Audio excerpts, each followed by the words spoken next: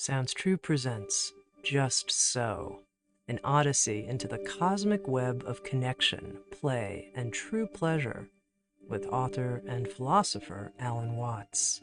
And now, Session 1, The Nature of Networks.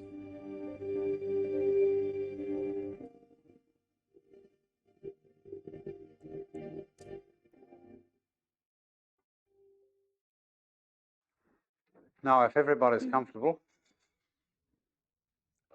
we can get started. I've announced that this seminar is to be about the cosmic network. And therefore, we've got to spend the first evening understanding something about the nature of networks. Because in order to get the principle of a network across, I have to convey to you an idea which is extremely simple, but which is difficult to grasp only because we're not used to it. We are used to thinking as Westerners, as having a certain kind of language, and therefore a certain kind of logic that goes with it. We're used to thinking of the world in terms of the game of billiards. In other words, we are still thinking about our psychology, our bodies, and their relationship to the outside world in terms of what would scientifically be called Newtonian mechanics. And Newtonian mechanics has a very long history because it goes back to some of the atomic theories that people like Democritus, who were among the great pre-Socratic philosophers of ancient Greece. And so we may as well begin with a little bit about the history of the idea of an atom, because this has always fascinated people. What is the world fundamentally? What is all this? Well, one way of finding out is to take a knife and chop something in two so you can see what's inside it. What is an apple inside? What is a seed inside? What is a human body inside? And then you find that when you chop a thing in two, you've got two pieces, but the cutting reveals that it has a structure inside.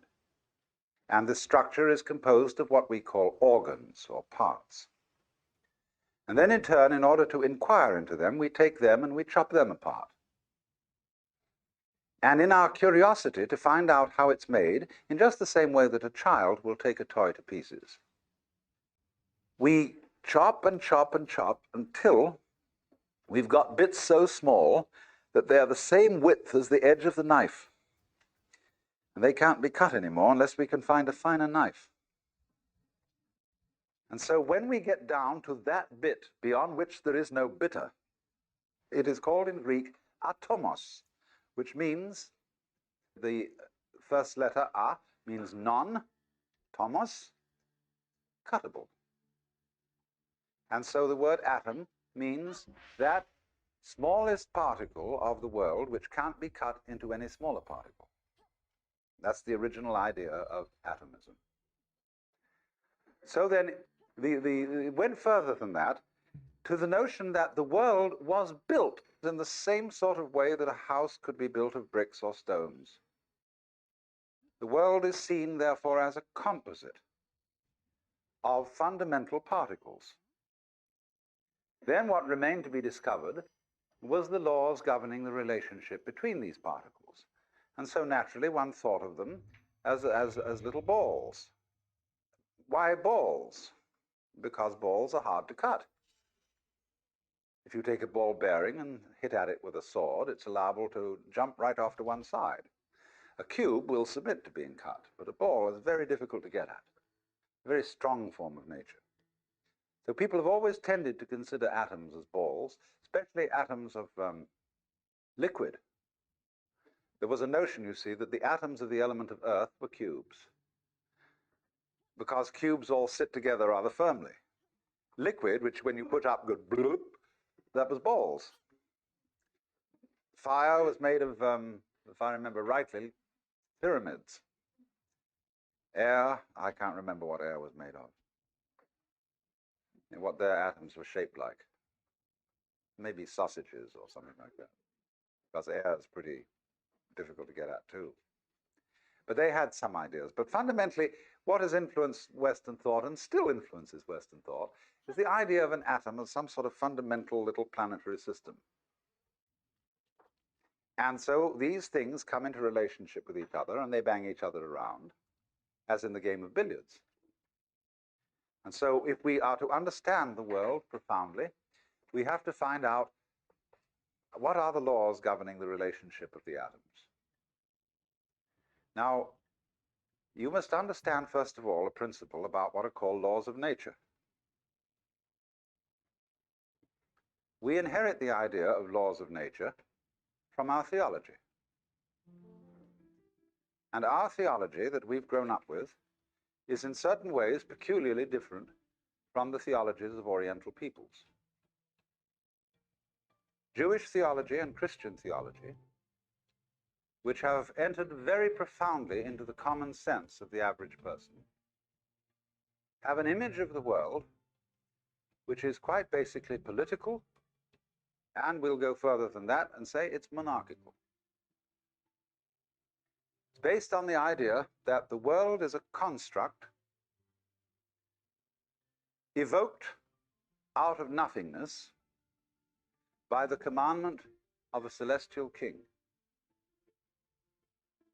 Now, there may be Jews in this room who are practicing and devout Jews, and there may be Christians in this room who are practicing and devout Christians. And I don't want to offend you by any imagery that I choose or remarks that I may make about this imagery, because I don't suppose that anybody has come to this room and to this particular place who is either a practicing or Christian Jew who has what I would call a naive idea of God.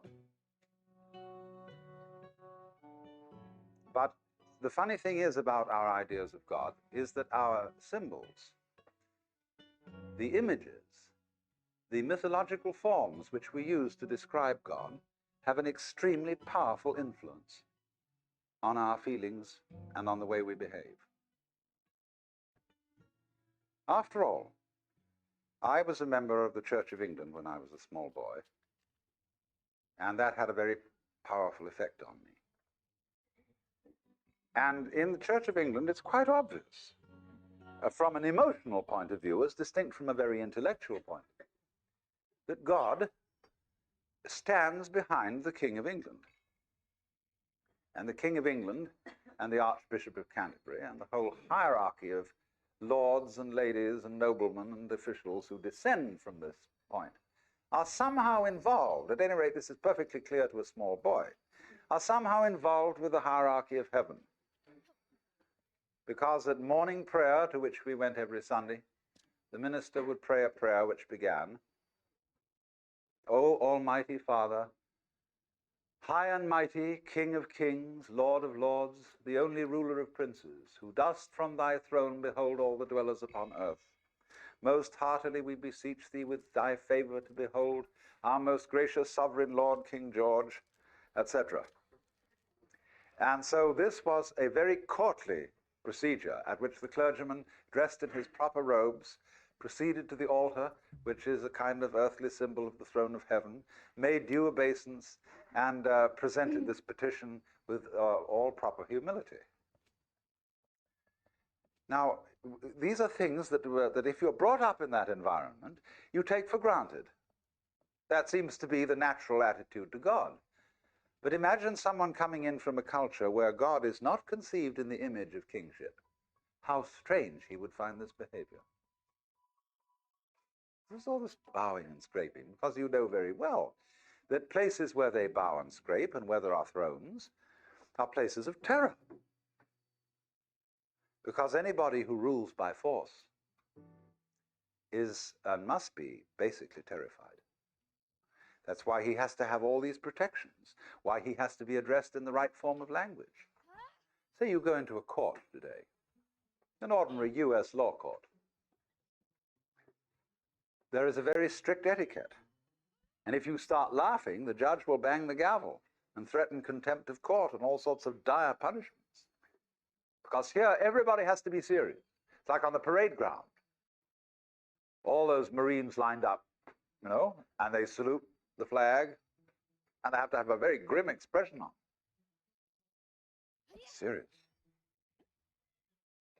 And so in the courts of kings, they have to be serious because kings are afraid of laughter. They're also afraid of being attacked suddenly. So everybody has to kneel down. Because if you kneel down or prostrate yourself, you're at a disadvantage. And the king stands or sits at his throne with his bodyguards ranged on either side. See, like that. We've already got the form of a church. The bishop at his throne, his attendant canons and clergy flanking him on either side. And so certain great Catholic cathedrals are called basilica. And basilica, from the Greek basileus or basilus, is the king. So the basilica is the court of the king. The very titles of God in the Bible, King of Kings and Lord of Lords, are of course borrowed from the Persian emperors. The Cyrus, which is the Greek word, Kyrios, meaning Lord. So the Mass begins with the invocation, Kyrie eleison, Lord have mercy upon us. The titles are borrowed from the Persian emperor, and so the rites that have become associated with Christian religion are reflections of those great autocratic monarchs of the ancient Near East, the Cyruses of Persia, the pharaohs of Egypt, and people like Hammurabi, who were the great Chaldean monarchs. The universe was conceived then as being ruled on a political pattern like that, so that Hammurabi in particular, and Moses after him, they were the wise ones who laid down the rules. They were the patriarchs who said, now this is the way everybody's got to behave. And since you can't all agree among yourselves as to what the rule's going to be, I'm going to tell you what to do. And since I'm the toughest guy around here, and I've got these brothers of mine who are pretty tough too, we're going to say, this is the law, see? And you've got to obey. So this is how we have got historically the idea of there being a law of nature. That somebody told nature what to do. For example, a wonderful poem by Father Feeney about bees. God, to some sticky stuff, not yet alive in a hive, said, come, hum, be my bee and buzz as I bid. And sure enough, it was, and it did.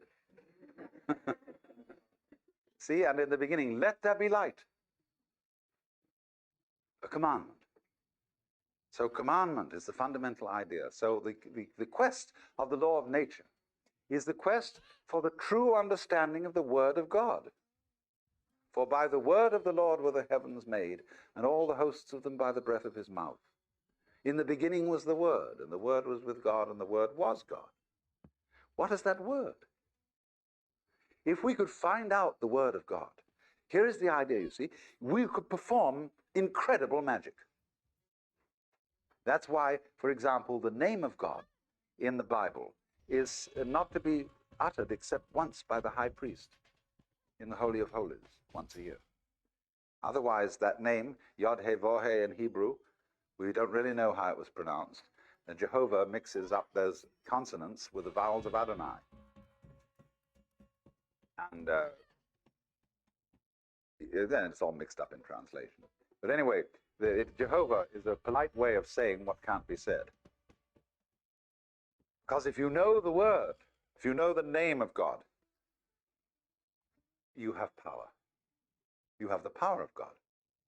And so all ancient ideas of magic were based on knowing the names of God. It is said that there are 100 names of God, and 99 are revealed to us. And the camel knows the 100th name, which is why he looks so snooty.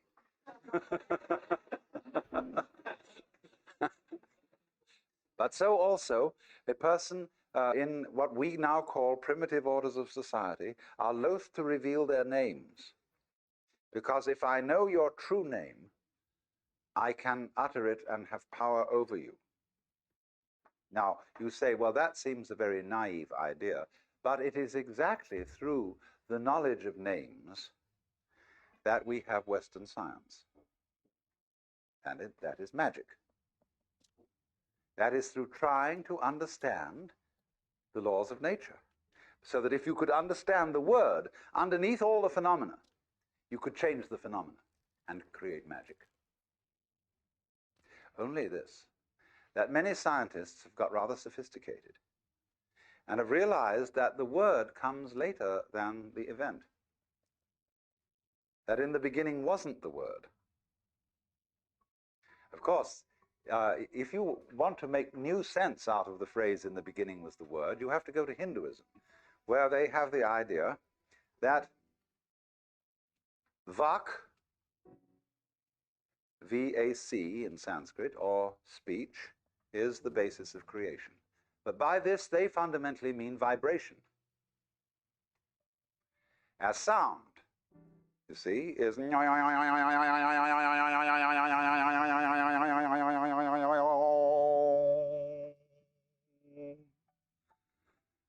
say that is, you see, if you listen to sound and go right down into it, fundamentally get what sound is all about, you understand the whole mystery of things.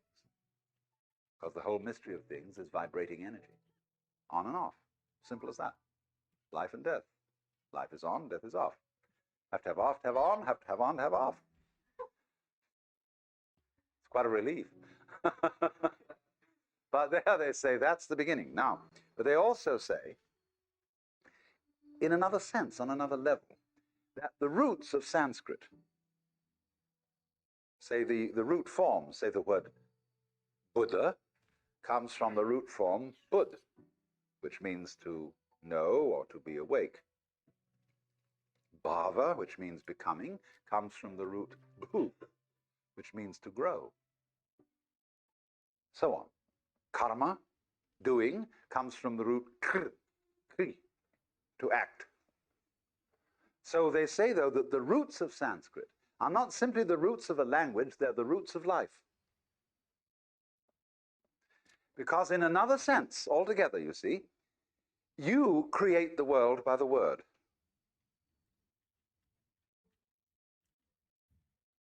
And this is something that we're not very conscious of. It's the way you think that determines your basic reactions to what happens. In the words of Shakespeare, there is nothing either good or ill, but thinking makes it so. Thinking is talking to yourself inside your head. And we, through this, build up all sorts of weird notions. We say, for example, well, one day you'll have to die. Have to? What's the emotional content of saying you'll have to die? It means it's going to be something imposed upon you against your will. So it's put in this passive mood, have to. You will be compelled to die. But I can't be compelled to die unless I'm fighting it. Supposing I want to die, supposing I commit suicide, or supposing we look at it all in another way and say, when I get a disease and die as a result of it, getting a disease is something I do, just as much as taking a walk. Only we've got our thoughts arranged so that we say, you ought not to get a disease, even if it's just plain old age. Somehow you ought not to do that. You ought to go on. You can't say, when death comes about, I laid me down with a will, because we've got this hang-up about life being divided into two parts. Things that we do, on the one hand, and things that happen to us on the other. And Buddhists say, what happens to you is your karma. And people don't readily understand that. They think my karma, something awful happened to me because of something bad I did in my last life. And therefore, I've got bad karma. Karma simply means your doing, your action. So that when something that happens to me is called my karma, it means that it's your own doing. And if you recognize that it's your own doing, it's never bad karma. It's only bad karma if you refuse to admit that it's your own doing and merely blame someone or something else that it's something that happened to you. Now, I've digressed a little because what I was getting at was the meaning of a law of nature.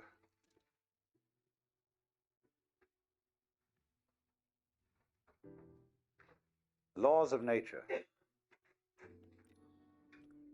were taken over.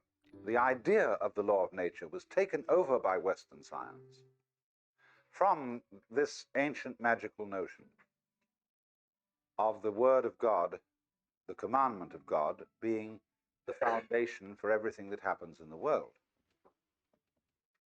But now, today, in Western 20th century science, there is an entirely new idea of the law of nature.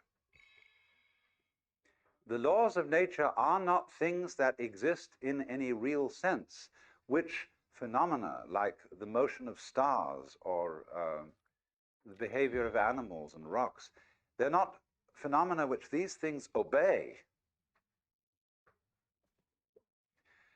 The universe is doing its stuff. But because we have a certain kind of structure and brain, we want to make sense of it. And therefore, we find various ways of understanding the world by the principle of regularity. Now, what's that? Let's take a clock. A clock ticks regularly. But the world does not tick regularly. Inconveniently enough, the sun does not have the earth go round it in a neat 360 days. This has always irritated calendar makers. How to make a rational calendar? There is no solution, because the rotations of the earth upon its own axis do not neatly synchronize with its rotation around the sun. There's always something a little odd about it. So what we do is we superimpose over this rather odd elliptical path the ideal figure of a circle with its 360 degrees. Now that is also like putting a ruler along a piece of wood and saying this piece of wood can be cut to 12 inches. Now there are no inches in the wood. Inches are a method, a technique that human beings have invented for measuring things. And so we can cut out of a piece of cloth or a trunk of a tree so many feet.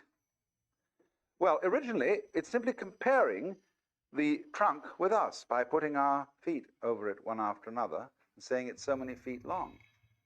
Or so many spans when you stretch out the hand. This is the fundamental idea of measurement, and the inch is, of course, one joint. Not your kind of joint. And so this comparison of man's body and its regular shape, you see, 10 fingers on either side, 5 fingers on either side makes 10, 5 toes on either side makes 10. And so by stretching ourselves out, as it were, against nature, we measured it. And the idea of measurement is the same idea as the idea of the law of nature. A law of nature is exactly the same kind of thing as a ruler, or a hammer, or a saw. It is a way of thinking which enables us to control our environment by observing regularities, and then by making a calculus, which is a process really of betting. Will it be regular next time? And the odds are that it may be. If it's done it once this way, it's likely to do it again that way. So in this way, you predict eclipses of the sun. You predict the phases of the moon. You measured them. You counted how it went, how often it did it like this, how often it did it like that. And you say, well, it keeps on doing it. And you think, wow, this is fascinating. It seems to obey me, because now I can tell you any time it's going to come up. And if the other people around haven't figured it out, they think I'm magic, because I'm going to say to them, the moon is going to change at such and such a time. So many days from now, it's going to have a different shape. They'll say, my God, he was right. And they'll think I'm making it happen, because I can do that. And so I get a rather privileged position, because I could predict. But that's the basic idea, you see, of the law of nature.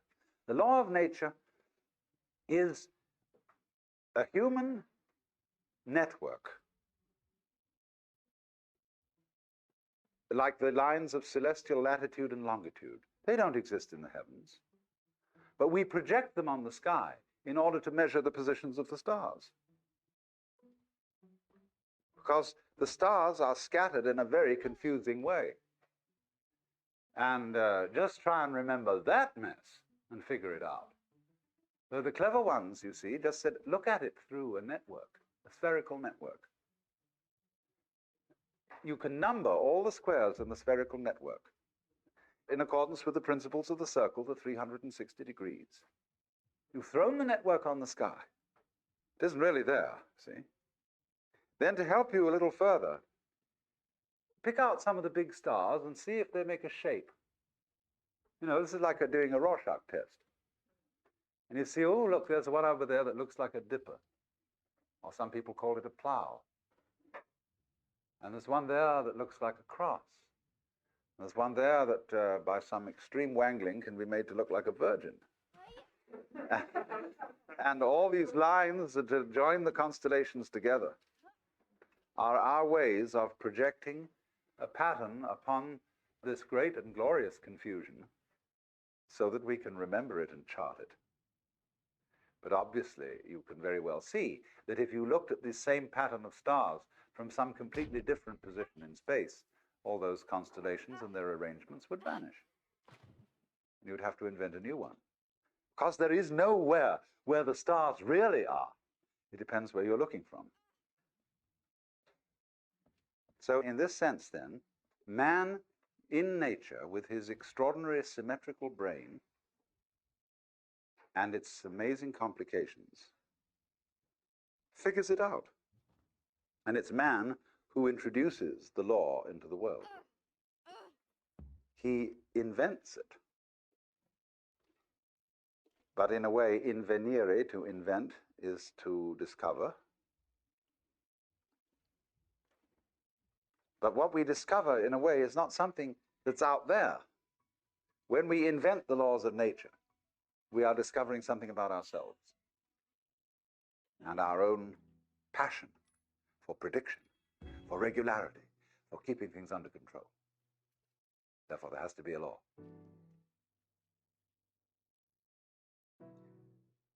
So then, going back right now to the beginning of what I started to say,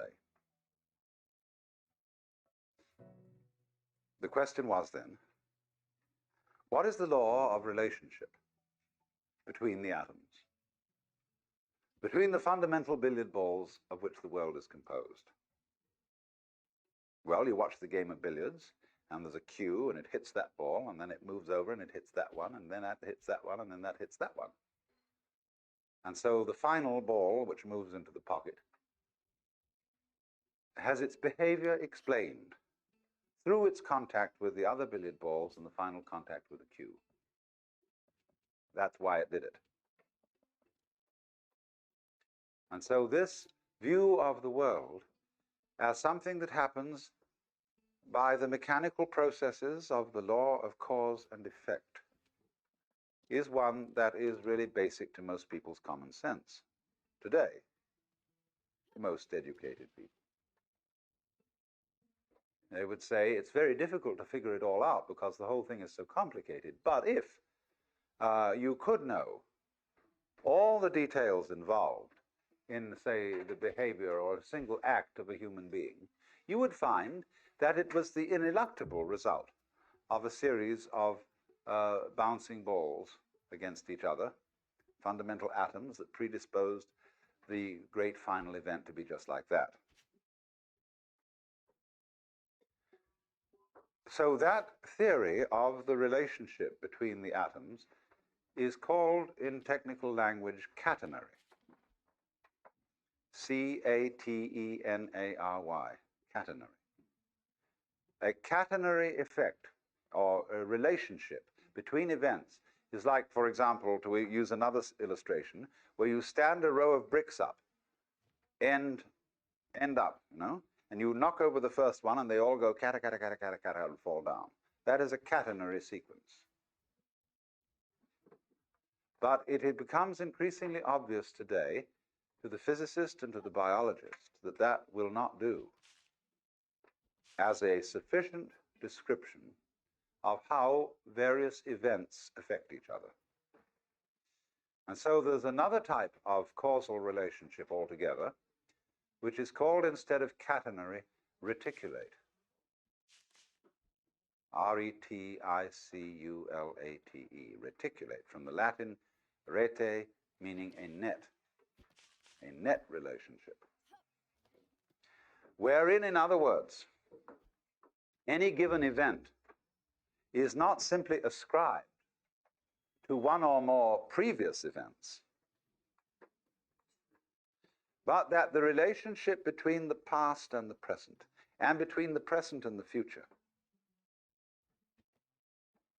is all to be taken into consideration in understanding any one event. In other words, let's take one event. I drop a ball and it bounces. Let's say it's an event. I don't know how many events it really is, but we'll just say, for the sake of argument, that it's an event. Now, is it enough in describing this event to say, I let the ball go, it obeyed the law of gravity and hit the floor, but because it was made of rubber and had some air inside it, it bounced and sort of slightly disobeyed gravity because it had an energy in it. But that's not enough.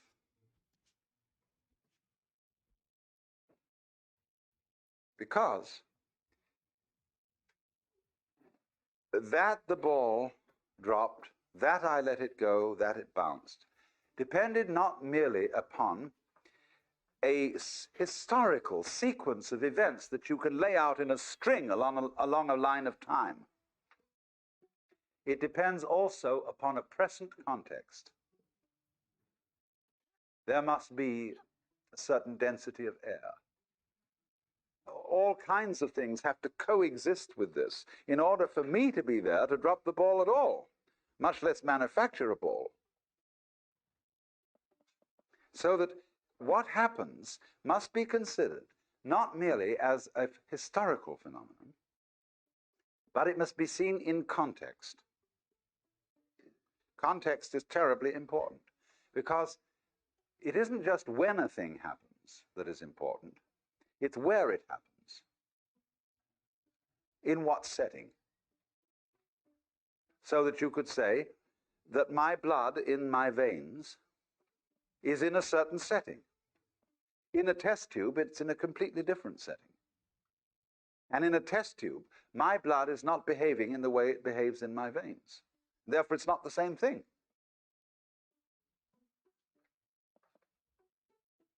So, an individual person in one setting will behave in one way, in another setting in a completely different way. I remember when I was a child. I was one boy when I was at home with my parents. When I went to visit my uncle and aunt, I was someone different. When I was with my peers, I was someone quite different. Because I changed according to the setting, and children are very well aware of this. It's only as we go on that we keep having it drummed into our heads that we ought to have a consistent character, because we're influenced by novels where the characters are supposed to be consistent. And so you ought to have a consistent character. You ought to behave the same in all circumstances and towards all people. That merely means you become inflexible. So what things are, therefore, depend on the context in which they're found, upon their network relationship to everything else that's going on. And one of the reasons for this, which is going to lead us to something more profound but much simpler, is, of course, that the whole notion of a thing or of an event in nature and of causal relationships between different things and different events is a purely abstract idea that does not really fit the facts of nature at all. In nature, in this physical world that you feel when you hold your head or hold somebody's hand or just breathe, in that world, there aren't any separate events. None whatever.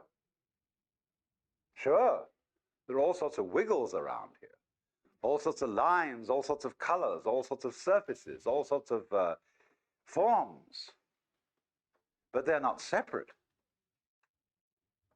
Because you see, you can't separate an inside, what you are inside your skin, from the outside of the skin. Because you can see that at once. If there weren't anything outside your skin, there'd be no inside. It takes the outside and the inside working together to create this situation. And in the simplest way, the situation that I call my body wouldn't be operating unless there was air around here to breathe. This physical phenomenon goes with the situation of there being air. Now, true, it wiggles about inside the air in a rather complicated way. And other people watching say, something going on over there. You know, because the air you can't see and it remains rather constant, except when there's a gale.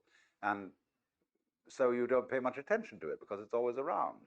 What you pay attention to is what changes rather rapidly. And you say, well, that's a that.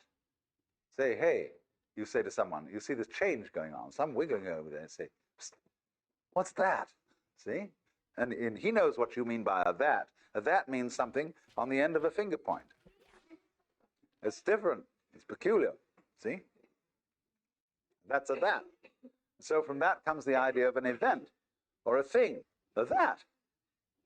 But all these that's that are happening aren't disconnected. They go with each other, just as I go with the surrounding air.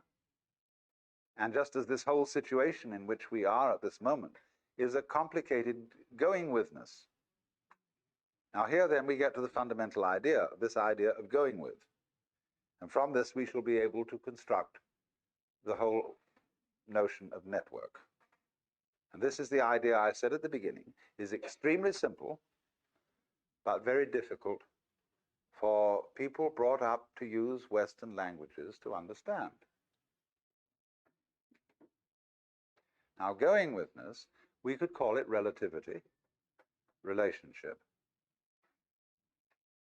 Means simply, let me first of all put it in a very extreme form. Consider yourself, sitting here at this moment, being just exactly the sort of person you are, maybe a little neurotic, maybe a little sick physically, maybe a little ashamed of yourself for some reason or other, or whatever, you know? Just the way you are anyway, just like that, sitting here. That situation goes with, as back goes with front, the entire situation of the rest of the universe.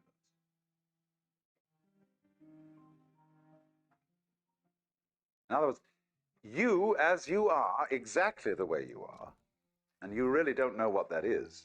You may have some opinions about it, but you really don't know. That goes with the way the whole of the rest of boundless being is arranged. Now, it isn't that the way the rest of boundless being is arranged is determining you to be the way you are. Or if it is that, if that's true, if it determines you, then we must also allow the other side of the picture that you determine it. It's your karma. You did it. But you say, no, but I didn't help it. It did me. And you can say, tis, tisn't, tis, tisn't, tis, tisn't, like two children arguing until you realize that the argument was stupid. because you and it are one event. It isn't a question of it controlling you or you controlling it. It's all one event. As Teilhard de Chardin said, the whole universe is the only true atom, the only truly indivisible whole. The human being, though, finds this difficult to understand because we're always telling each other, now you should be different. You ought to change. Don't be like that. Now listen, you're sick, and I got a system. See, I've got a system. I've got a real school here, a thing that is very important, and you should come and study with that. It may not be mine, but it may be some big sage or pundit that I know, and you should come around and study that. And I've thought about this for a long time, because I've heard every kind of opinion for all the sorts of things that I should do in order to get myself into shape. And I realized that if I followed this advice, I would spend my entire day doing exercises in preparation for life. I don't know when I'd ever get around to that. You know, I would have my half an hour's yoga practice, 1 hour of zazen, so much physical exercises, and so much memory practice, so much special diet preparation to be sure that I got proper food. And if I think this all through, I think, oh my God, it isn't worth it. Then another school of thought will say, no, that's the thing, you're getting confused. Just do one thing, see? Just, but then I say, now how am I going to choose which one I'm going to do? Well, he says, obviously this one's the best. And then before you know where you are, you're sewed up by some religious fanatic. Now, please, I don't want to do this to you. Please don't think that I have any such recipe that I'm going to give you anything to do for 5 minutes every morning. I just am not. I want to, my whole notion would be to set you all free so that you'd only have to attend one seminar, never have to come back.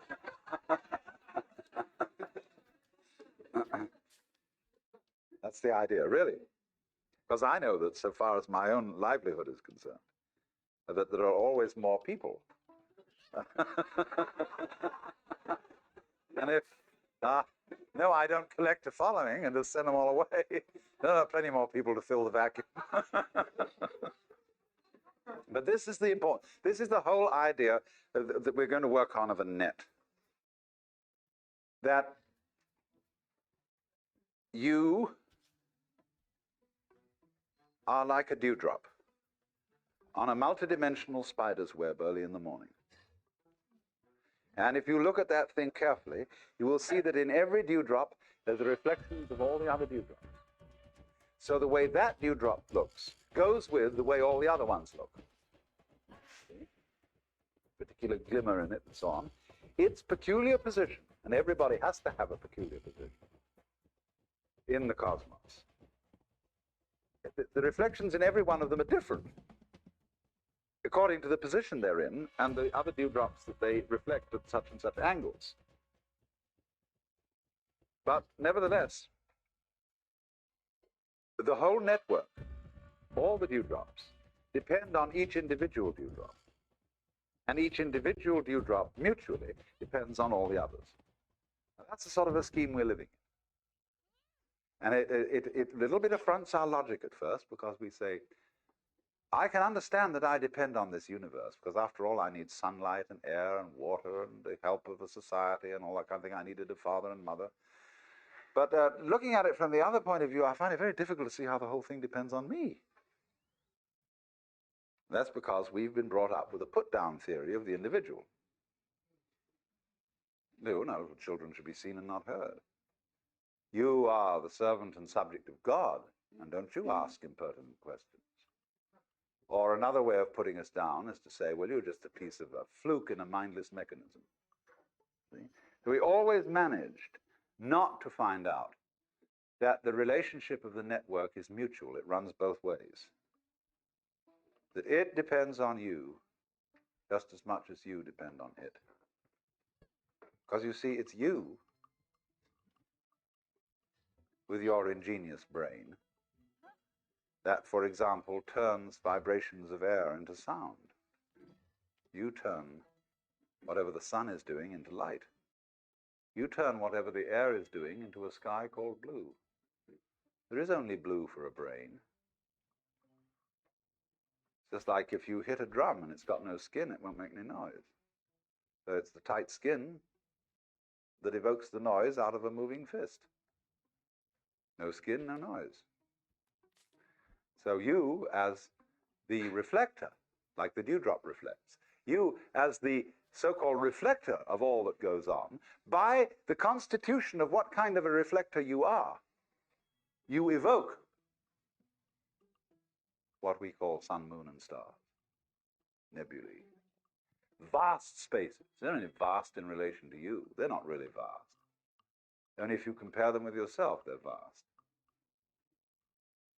They could be considered very tiny. Or equally, the space between two sides of a hair could be considered vast if you want to think about it that way. I mean, if you really want to go into a hair, an awful lot between one diameter of a hair, you know. And if you think about it a long time, you'll think it's what we call a vast subject. Study of, you know, for microscopy. It is a vast subject. Depends on the attitude, you see. But the basic principle, the thing I really want to try and get across, is this idea of going with. The universe around you is your outside, just as much as the organs inside your skin are your inside. You go with it in the same way that the stalk goes with the root or with the flower. And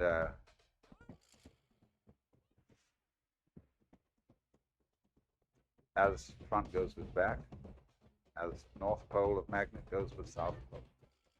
This principle of relationship governs everything. I wouldn't say governs. I'm only using these wretched terms that we have to use out of our language. It underlies everything.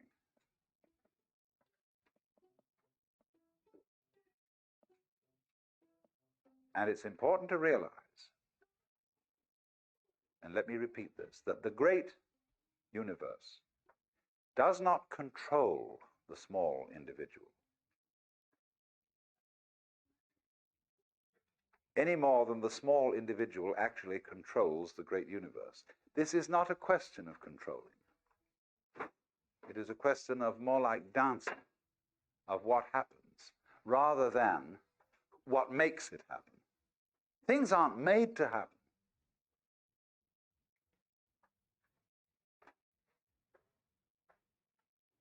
Only if you insist that a certain event is quite separate, then you can think of it being made to happen by the events that came before it.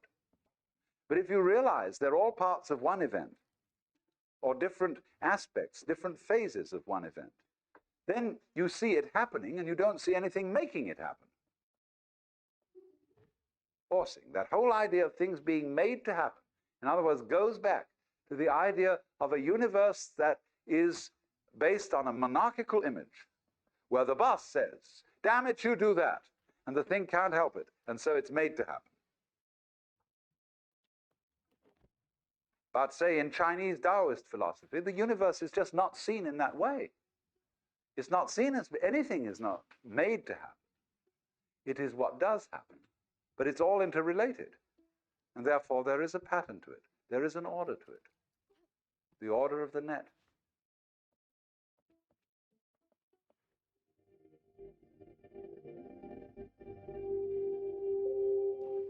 Our program continues with Session 2, Becoming Aware of the External World with Alan Watts.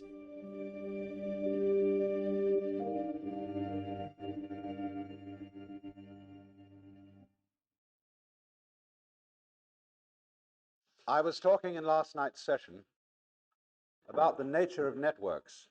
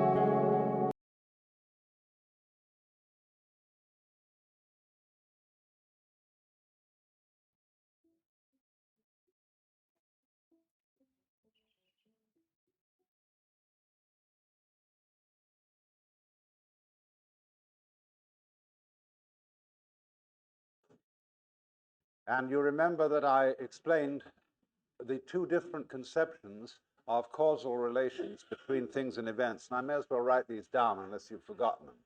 There's the catenary and the reticulate. In this kind, things and events are explained as being links in a causal chain. And so every particular happening that is identified as a thing or an event, which is, however, quite an arbitrary kind of selection, is explained by its past, by the chain of events which lead to it in a causal sequence. On the other hand, in thinking of the reticulate relationship, a thing is explained not simply by its relationship to past events, but by its context. That is to say, its relationship to present and future events as well as past, so that every event becomes something in a network. Now, you will very well understand that when you see the knots in a network, or better, the squares of the net, they're all held together by each other.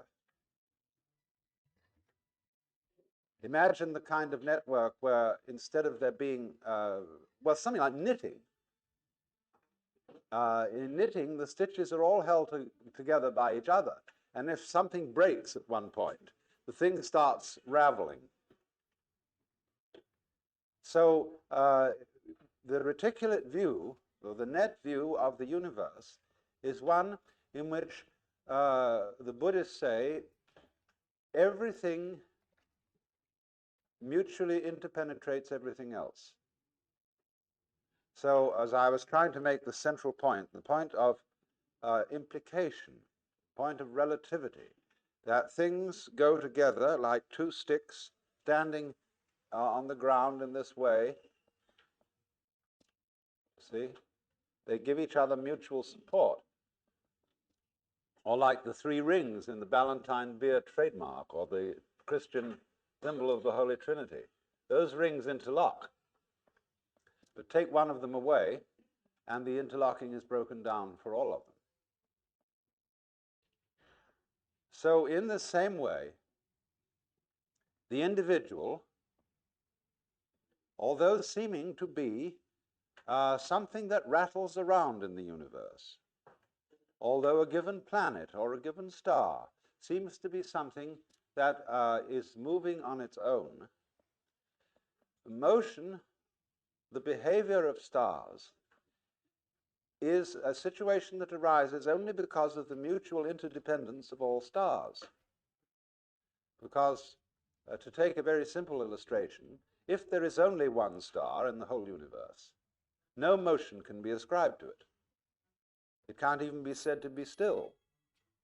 Nobody knows what it's doing because there's nothing for it to relate to. But take two stars, and they can get nearer to each other or further away from each other. But no one knows which is moving. Get three stars, and then you have, say, two close together, and one of them seems to go away. Now, who is moving away from who? Are the two stars saying, hey, we don't like you, we're going to get out of your way? Or are they saying to the other star, why don't you like us? Why do you keep going away? Well, who's right? Well, you can say on the principle of democracy that the majority must be right. But then they say, well, let's have an umpire, and we have a fourth star who can stand above us. You see, two stars can only move in a straight line with respect to each other. Three stars can move in a plane with respect to each other, but a fourth star can establish a third dimension, where we can say, I can look down on you and take an objective standpoint. But then the argument is which one of them is the fourth? But that's the basic principle on which the whole universe is constructed. It's a relativity system in which motion depends on comparison with something relatively still. And there can't be any motion at all unless there is that comparison. So, because of this relationship, every individual is so related to everything else that's going on that you imply it.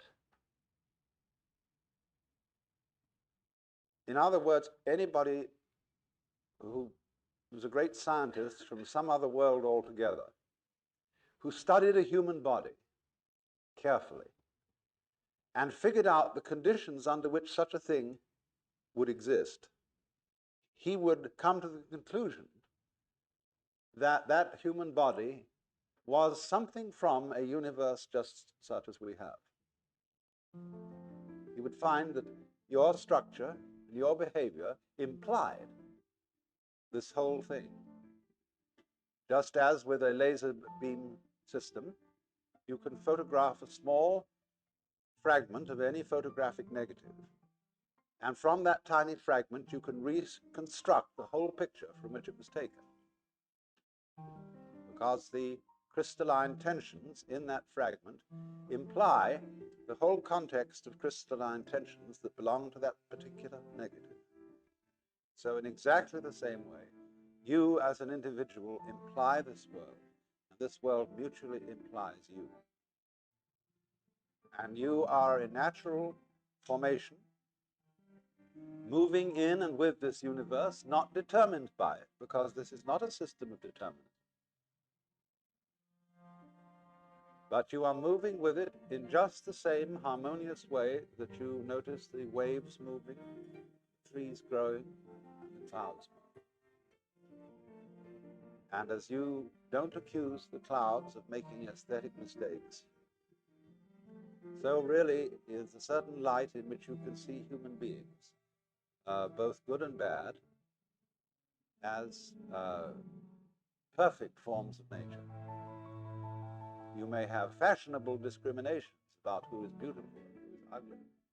You may have metaphysical discriminations about who is sick and who is healthy.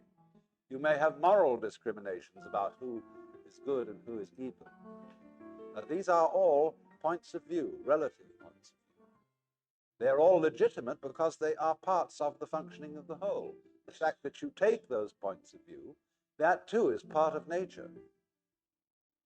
But a skillful person lives on two levels at once. You live basically on the level where you know there are no mistakes. Can't be. Everything moves in accordance with what the Chinese call the Tao, the way of nature. And if you have that basic feeling, you will always be sane. But you are able to comprehend within that feeling a more restricted point of view, whereby things are good and bad. Just as in the confines of this room and this area, it's perfectly clear that there's a difference between the up direction and the down direction.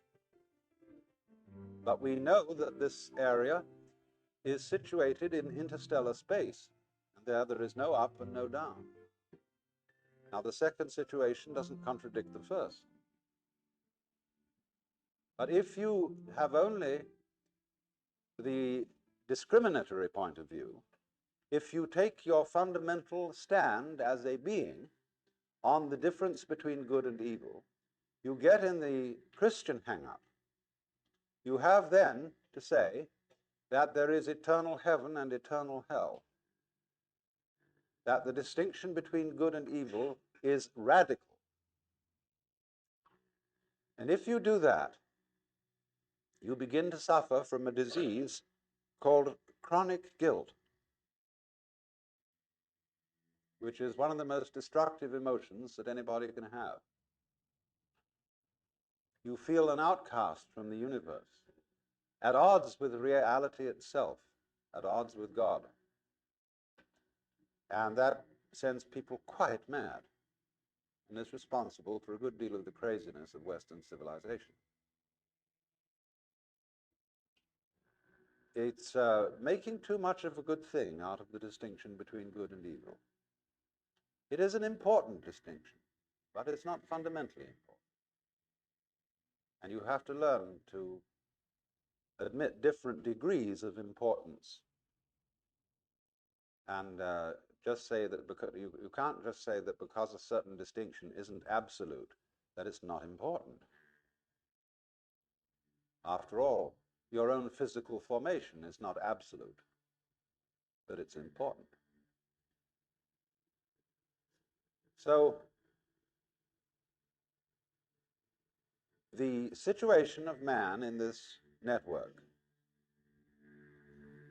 is to repeat the proposition, on the one hand, that he as an organism, psychophysical organism, is something that the whole cosmos is doing. That was as much of truth, I think, as there is in modern astrology, which I regard as a pseudoscience. But it is based on a very fundamental principle.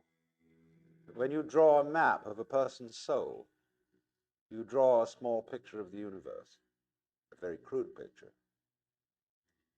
And that is the design of that person's individuality. The truth is, therefore, that your soul is something which contains your body. Your body does not have the soul inside it like a spook. And the whole cosmos is your soul. So the cosmos is doing you at the point you call here and now. Reciprocally, you're doing it. And the one depends upon the other. You have difficulty in conceiving this as a Westerner because we have all been brainwashed by several centuries of put-down theories of man. That you were the wretched little subject, and a disobedient one at that, of an eternal king, and B, that you were just a fortuitous congress of atoms in a mindless mechanism of incredible vastness. Having entertained those two theories of man and of existence for so many centuries, we are very much brainwashed into being unable to see that we and the universe are mutually causative, or to use the Chinese expression, mutually arising. Now then, a second difficulty arises in this, which requires that I bring in some ideas, first of all, from Buckminster Fuller. The principal notion of Buckminster Fuller's thought, and if you don't know this name, Buckminster Fuller is what I would call a philosophical engineer, a man who is one of the most creative minds in the modern world. He invented the geodesic dome, which is his main claim to economic fame. But beyond that, he's done a great deal of extremely fascinating thinking about the future of technology and the situation of man in the universe.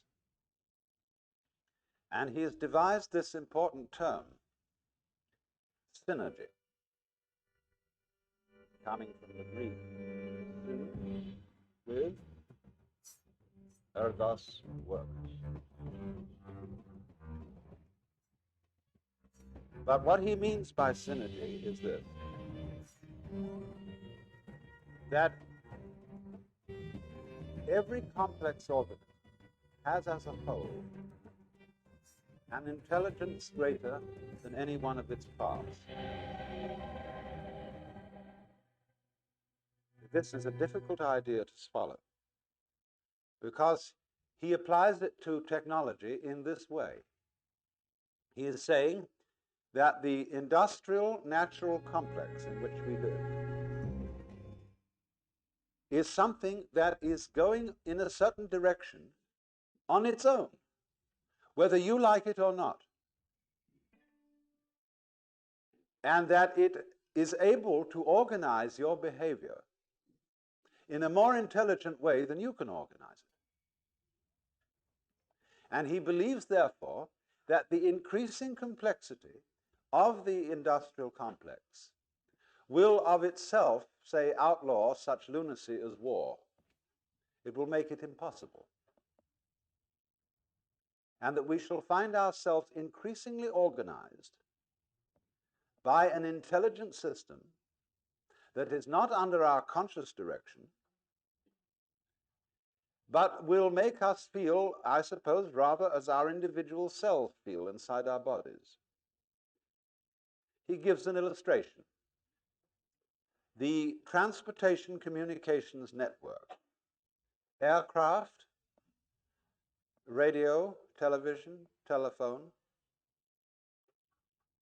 these taken together are constituting a global net, which might be said to be something like Teilhard de Chardin's idea of the noosphere.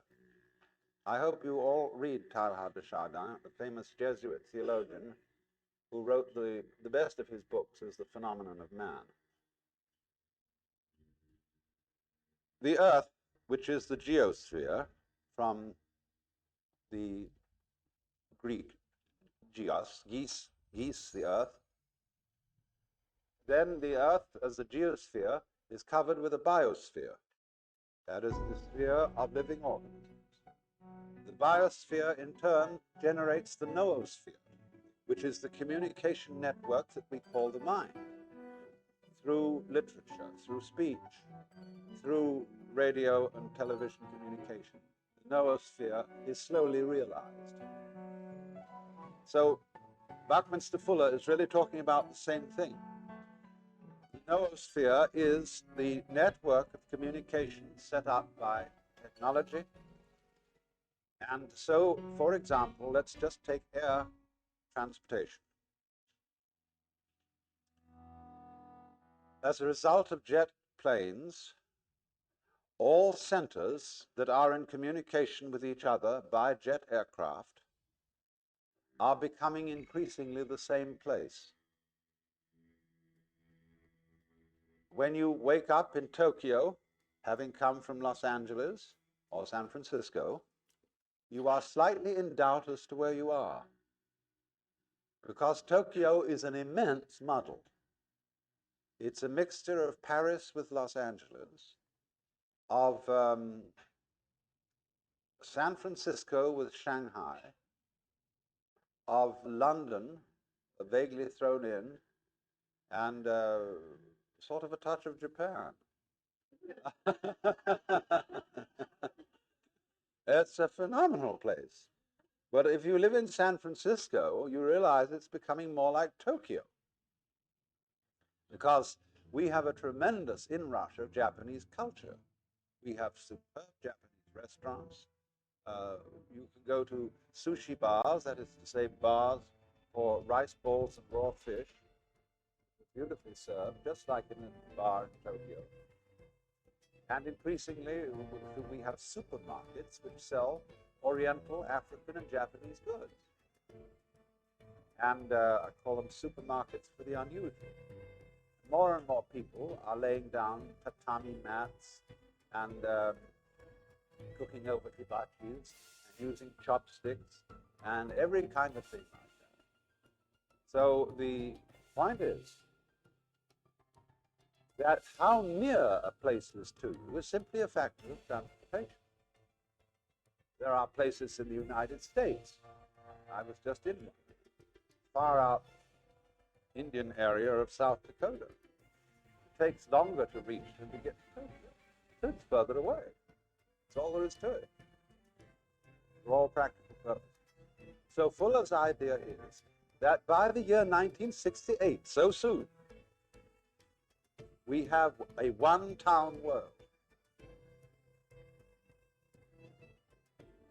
And it's coming fast.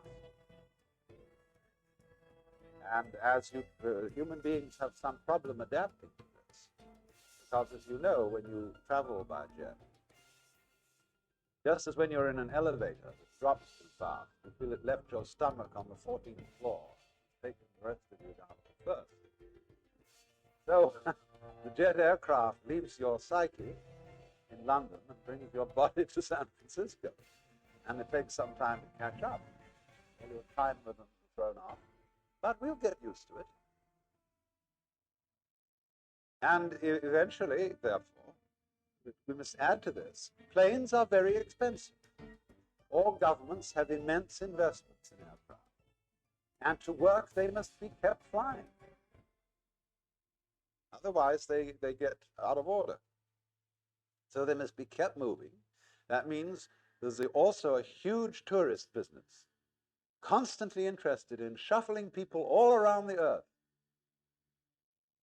And as a result of that, it's going to be increasingly a vested interest. And politicians will find it harder and harder to stop it in the interest of having a war. So what we are in effect reduced to at the moment, so far as wars are concerned, are experimental wars.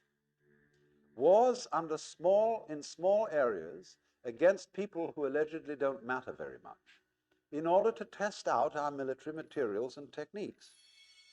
Because nobody can afford to keep a large standing army in which there are no veterans. So they must have practice. And so practice wars are carefully arranged. But increasingly, you see, they find that these practice wars rouse passions and disturb everybody in all directions, because there is no such thing as an unimportant people. And so they become increasingly difficult to carry on. So Fuller is extraordinarily hopeful about the future of mankind, because he feels that the synergy, the quality of intelligence in the total system, will overcome the folly of individuals or of parts who are unable to act with full understanding of what's going on. And you see, this is a serious problem so far as the individual is concerned. Because today, not only is there a population bomb, there's also an information bomb. The proliferation of information about everything is so great that no individual can possibly grasp it. Not only has he difficulty in grasping it, but there is difficulty even for big committees to organize this information, to integrate it in such a way that if I need to know a certain thing, I can very swiftly find it out. For an individual untrained in physics, it's very difficult to find out quickly about physics, because physics is expressed in a mathematical language which he probably has never learned to read. So the time lag in scanning, you see, all consciousness is a matter of scanning. And it takes in the totality of events in the world by a sweeping motion, like the glance of our eyes round a room. Well, it takes time to glance your eyes round the room and register what's there, if you want to remember it consciously. So what we are saying is that the intelligence of the system, the synergy, is more intelligent than any individual consciousness can be.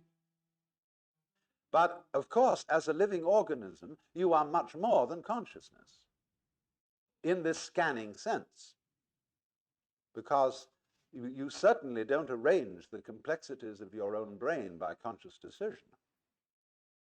That's something that you grow. Or we could put it this way, that the intelligence of the universe grows as it grows you. But here again is another hurdle for the average Westerner, whose common sense is derived from the philosophy of science current in the 19th century, of thinking that the organization of the universe is intelligent. That seems to us to echo of theism, of God ideas where God is based on an anthropomorphic or man-like image, the old gentleman with whiskers in the sky. And of course that God is dead, beyond recall. But that's not the only kind of God. To think of the universe itself, its vast and complex organization, as being intelligent, what on earth does that mean? What do you mean by the word intelligent? Well, when you come to think of it, it's the most difficult word of the time. Everybody knows what it is. Very few can say. Like you know what love is, but just try and define it. You know what time is, but try and define that.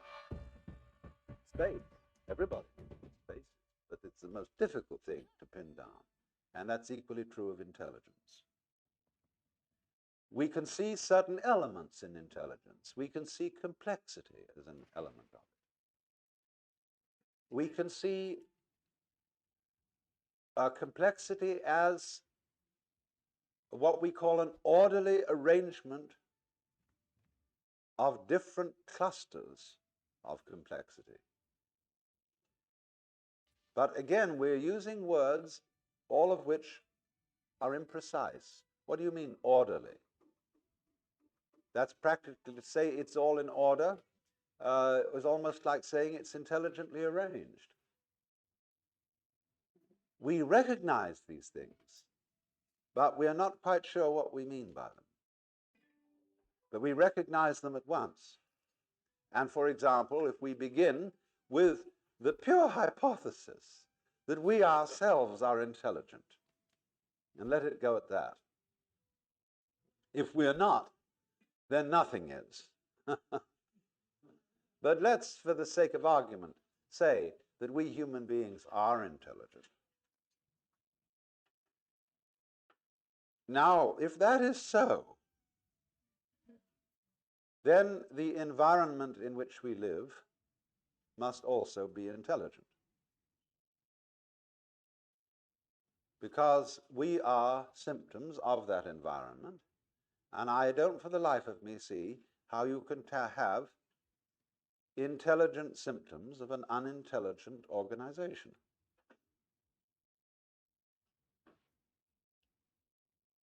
We belong in this world.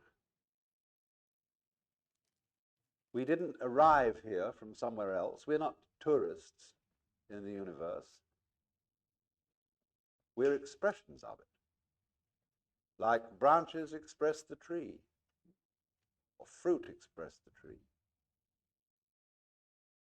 And so you will not find an intelligent organism living in an unintelligent environment. That is to say, the environment in which you live will be a system of mutual cooperation between a vast complexity of different kinds of organisms. And the total balance of that makes your life possible. In other words, human life goes with, as front goes with back, an extremely complex bacteriological world, which sometimes diseases us, but most of the time assists us by its colonies, its societies, its methods of reproduction.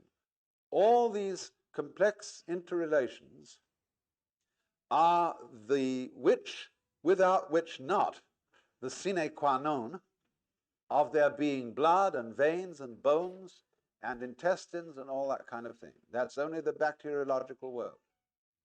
In addition to that, there's a world of insects, which is tremendously important to us. But the insects are extremely clever. And if you talk to a good entomologist, he will scare the wits out of you, because he will show you the most conclusive reasons why insects should ultimately take the whole planet over. Fortunately, we are not absolutely abominated by flies, because we have lots of spiders. And we have birds. And so birds and insects are mutually necessary to each other. And especially flowers and insects have an arrangement with each other whereby one could say of flowers and bees that although they look very different, they are one and the same organism. Flowers perfume and color. Bees buzz and fly around. But you can't have the flowers without the bees, and you can't have the bees without the flowers. And so you can think through relationships between every conceivable kind of organism, into which you must add things like atmosphere qualities, gas content of atmosphere, on and on and on, until you suddenly realize that what you call your mind and intelligence and your very brain and body is utterly involved with this network of other kinds of organisms, existing at a special temperature in certain gases, which could only be found in certain kinds of solar systems. Now then, seeing that should give every technologist pause, because you can't go running into that situation with penicillin and DDT unless you know very well when to stop. Unless you can be very discriminating, just what surplus of insects you want to get rid of without killing the other ones that are important. How to give penicillin without destroying all the stomach flora and having to build them up again with acidophilus and stuff. So this is why in the Taoist Chinese view of nature and the relation of nature to human politics, they set as fundamental the principle called Wu Wei, uh,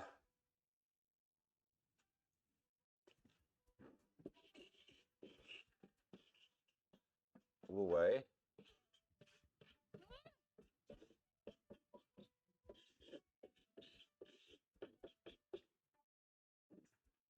which means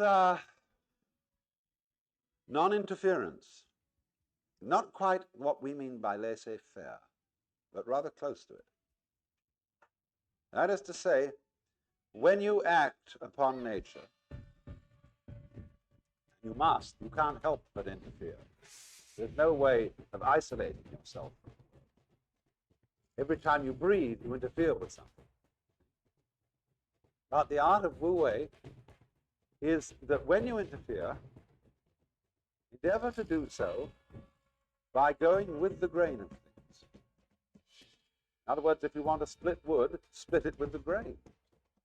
Don't try to split it across the grain. And likewise, when you want to pick a fight, don't use violence, but use the other person's violence to bring about his downfall. That's judo.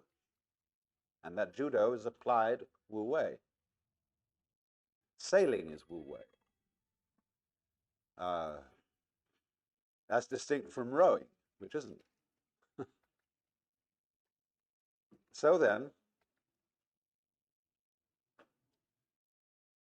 the Taoists, you see, recognized that there is this universal organism. And they thought of the cosmos as a great organism without a boss. There is no one in Chinese philosophy making the world happening or ordering it. There is no, as it were, central principle in the middle which sends out commands to all the subordinate parts, but rather that the thing organizes itself. Their word for nature being Zhiran, meaning what is so of itself. So they saw the whole cosmos as a self-regulating organism, and they further saw that the individual is not merely a part of that organism. He is an expression of the whole thing. And the whole depends upon this expression, just as much as the expression depends upon it. And that was the principle of mutual interpenetration, which is called it's more familiarly known by its Japanese name, Jijimuge. The principle of the network. Between thing event and thing event, there is no obstruction.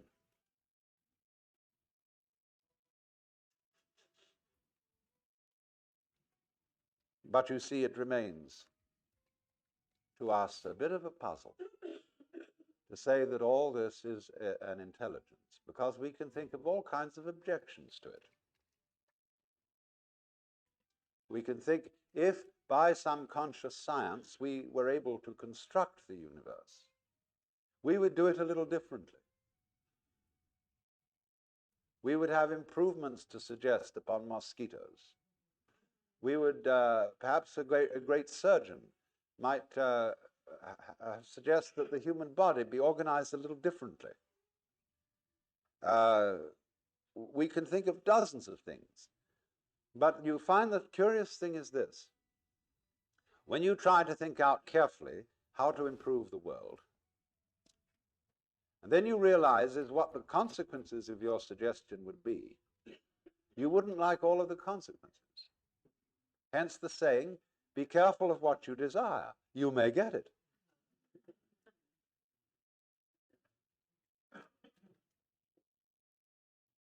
And then one invites the individual, and this is one of the great things to do, to suggest another kind of universe. What kind of universe would you design if you were God? And I recommend, I'm not going to go into this because it's a long story, but I thoroughly recommend it as an exercise in thought. Model your own universe and see what comes out of it. Because I can only tell you that you will eventually discover that you will model this one.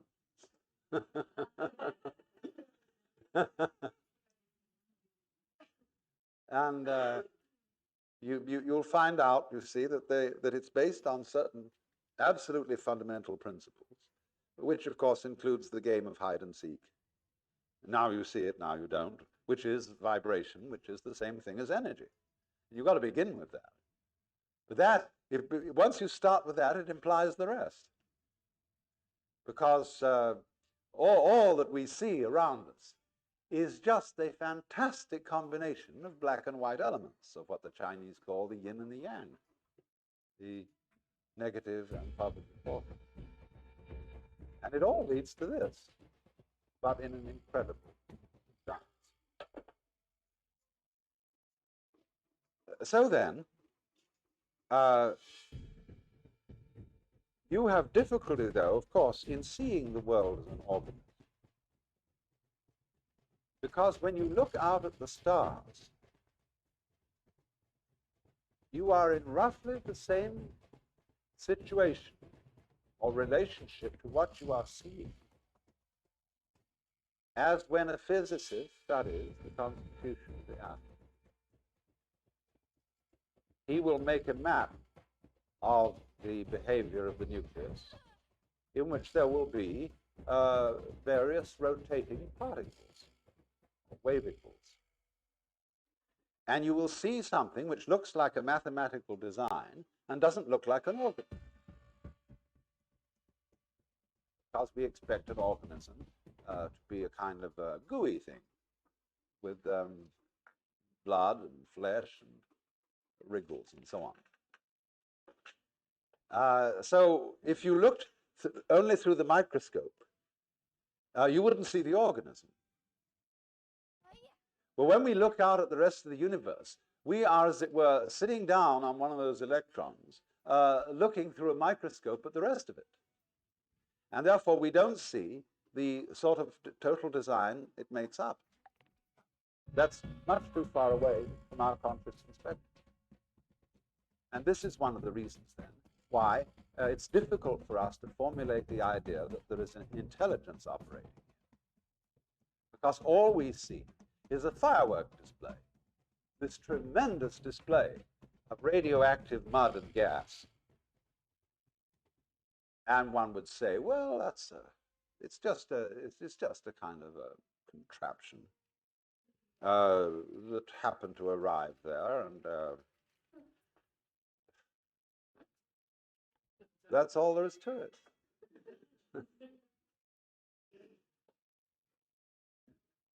But the funny thing about man is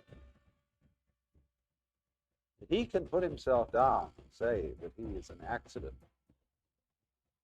a kind of colloidal chemical accident that occurred on this very unimportant rock, rotating around a lesser star on the fringe of one of the minor galaxies, and that this is where we are, and that the universe does not give a damn about us. Yet the odd thing is that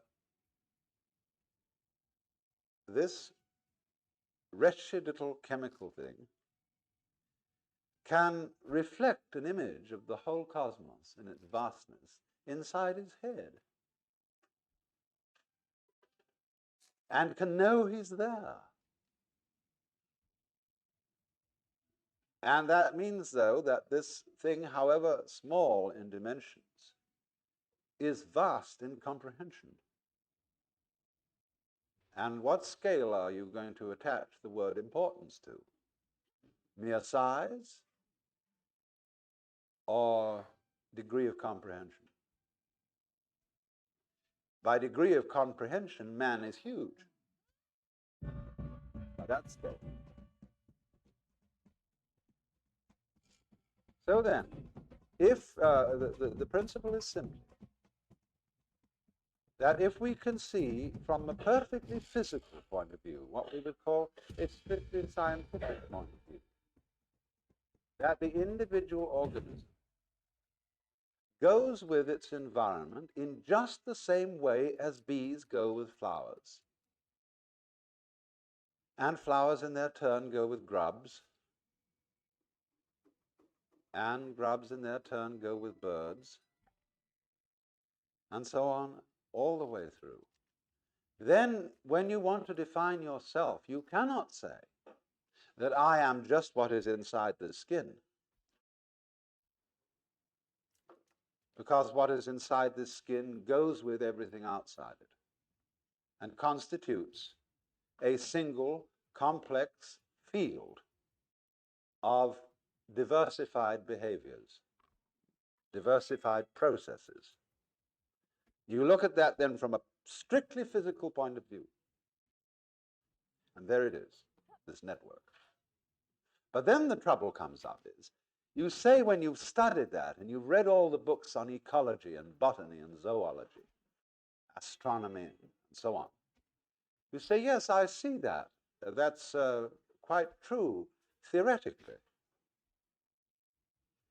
But I would like to be able to feel that this is so, as mystics report that they have felt it. To have that kind of experience in which the network is absolutely clear.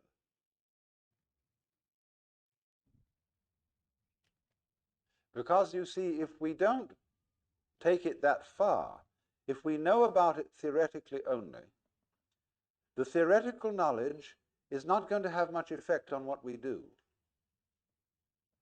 But knowledge of a more emotionally compelling nature will indeed affect the way we act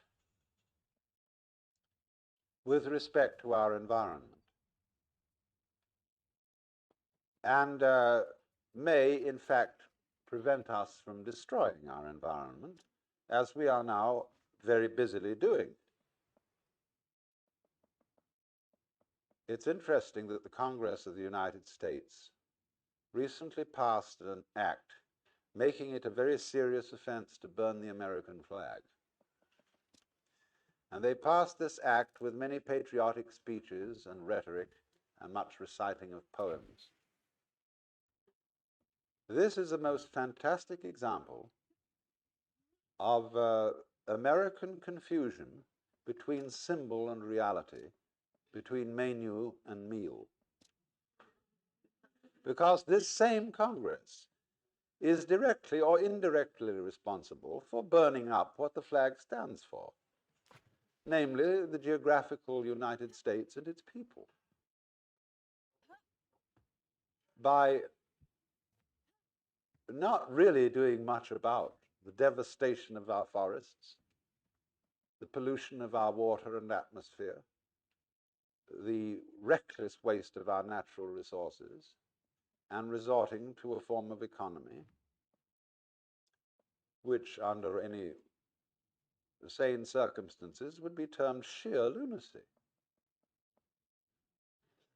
But see, they cannot distinguish between the symbol and the reality, because we are all hypnotized with words and symbols. And so when the flag is more precious than the country, we are insane.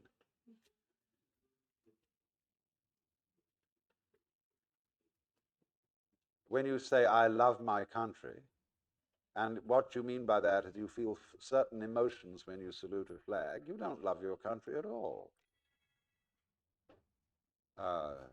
Because to love the country means to participate in its life in a loving way, in a considerate way. And after all, our animals are, in a certain sense, members of the United States. Birds, bears, all these lovely creatures. And what we are doing is we are getting rid of birds at a fast rate. We've reduced certain populations of birds by as much as 75% in the last few years because they eat our poisonous insecticides and so on. And eventually they get into us. That's love of country. So,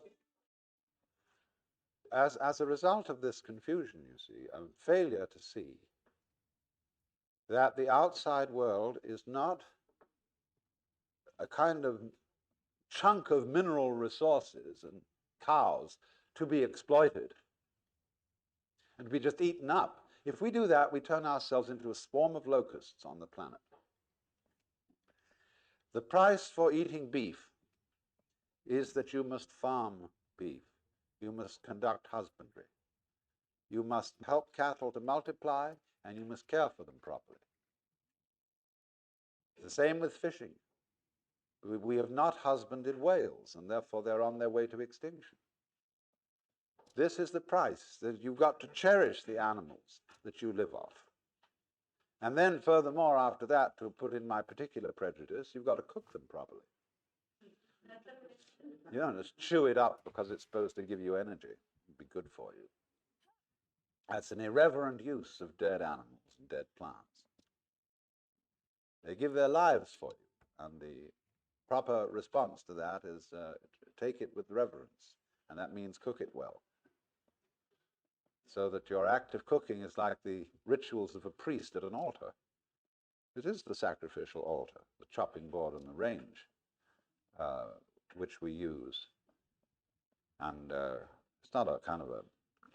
Kitchens are not to be looked on as sort of lavatories where you throw things together to put in at the upper end. So, but this can only come about, you see, in a situation where human beings are vividly aware of the external world as much themselves as their own bodies. And you must allow yourself, therefore, to feel that what you see is not merely something out there. It's in your head. And your head's in it. And these things mutually interpenetrate each other like this. Now it's in your head. Now your head's in it. Now it's in your head. Now your head's in it. Like this, you see. And this rhythm sets up what we call vision. So if you see that the external world is as much you as anything inside your skin or anything inside your head, then you have a certain respect for it.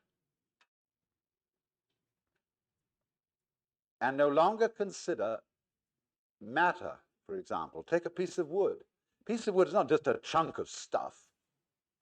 But people think about wood that way. You can't be a good carpenter if that's the way you think about wood. We think we're dealing, you see, with these inert, unfeeling blocks of stuff. Rocks have no feelings, of course. Bang it around.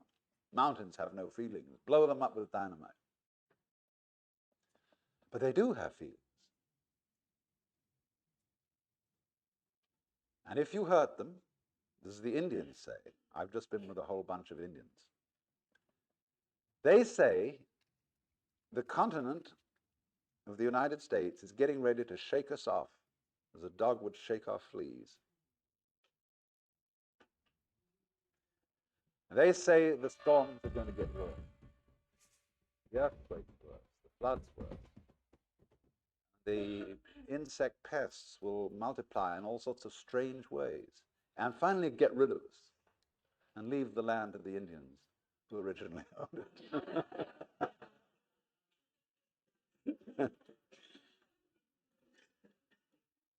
Let's have a brief intermission.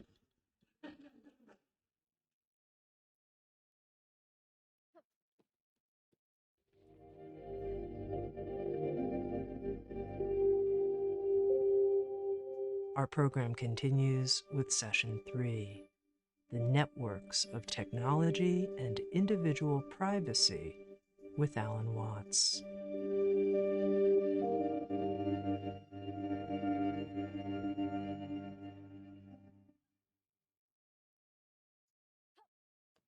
The question arose this morning about the problem of whether the extension of the network, especially by electronics, might not abolish individual privacy. And I said I was planning to devote this afternoon's session to that problem and some of its ramifications.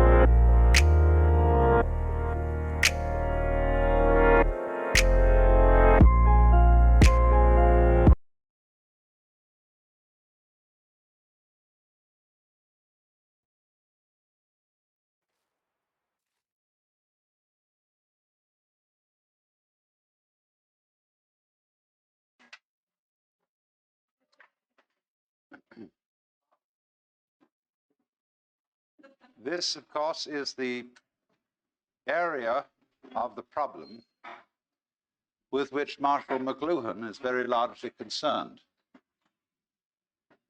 For he has pointed out that just as the wheel is an extension of the feet,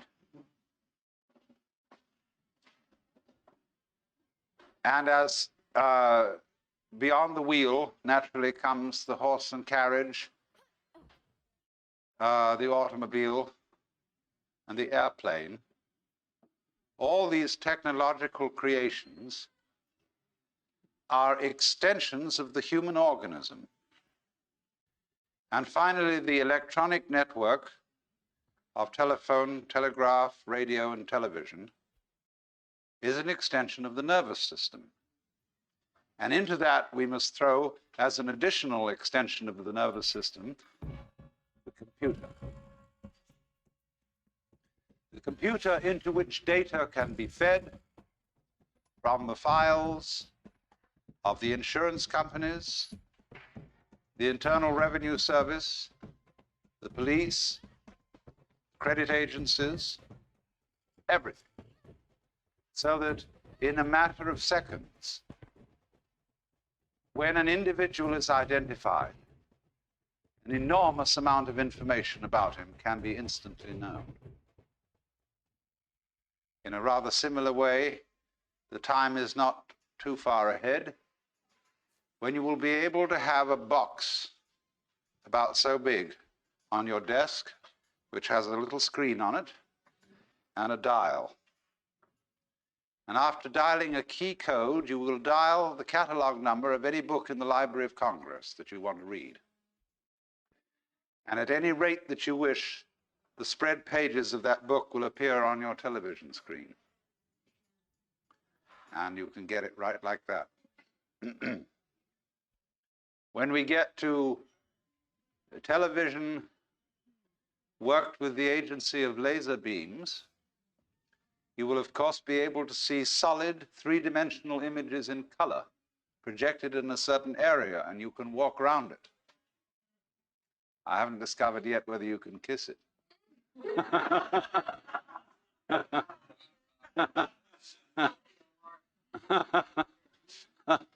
But when you get a phenomenon like that, it begins raising the question of where somebody actually is. When the reproduction becomes technically perfect, you see, you won't know the difference between the reproduction and the original. That's going to be a new kind of confusion. And we will perhaps even be able to think about the word reproduction in a new sense. We say now, one of the meanings we give to the word reproduction is sexual reproduction of the species, or the biological method. Then we have reproduction through photocopy and all that kind of thing. Let's suppose, too, that we begin increasingly to be able to manufacture the parts of the human body in very perfect kinds of plastic, so that when your heart goes wrong or your kidneys go wrong, the surgeon will simply replace them with a plastic reproduction, which will work equally well. And perhaps they'll never be able to reproduce in plastic the brain, but they can at least put in there a radio device which will connect with a computer system of some kind, which will do the same job. So that then, after the years go by and your parts have been replaced, the serious question arises as to, are you the same individual? And we would say, well, no, you've been entirely replaced. Of course it does. You're being replaced all the time, though by a different method. And just as, say, an institution like the University of California, which is a very rapidly changing university, for some mysterious reason, it remains the University of California, recognizable as such, even though the the faculty, the office and administrative staffs, and the very buildings themselves are in a state of flux, so that they hardly remain a constant for 5 years in succession. What then is the university? The university is a pattern of behavior. And the organisms involved in that pattern keep changing. But the pattern retains an identifiable continuity. So does your body. So does the whirlpool in the stream. So do the hot springs down below, although the water is running through them all the time and is never the same.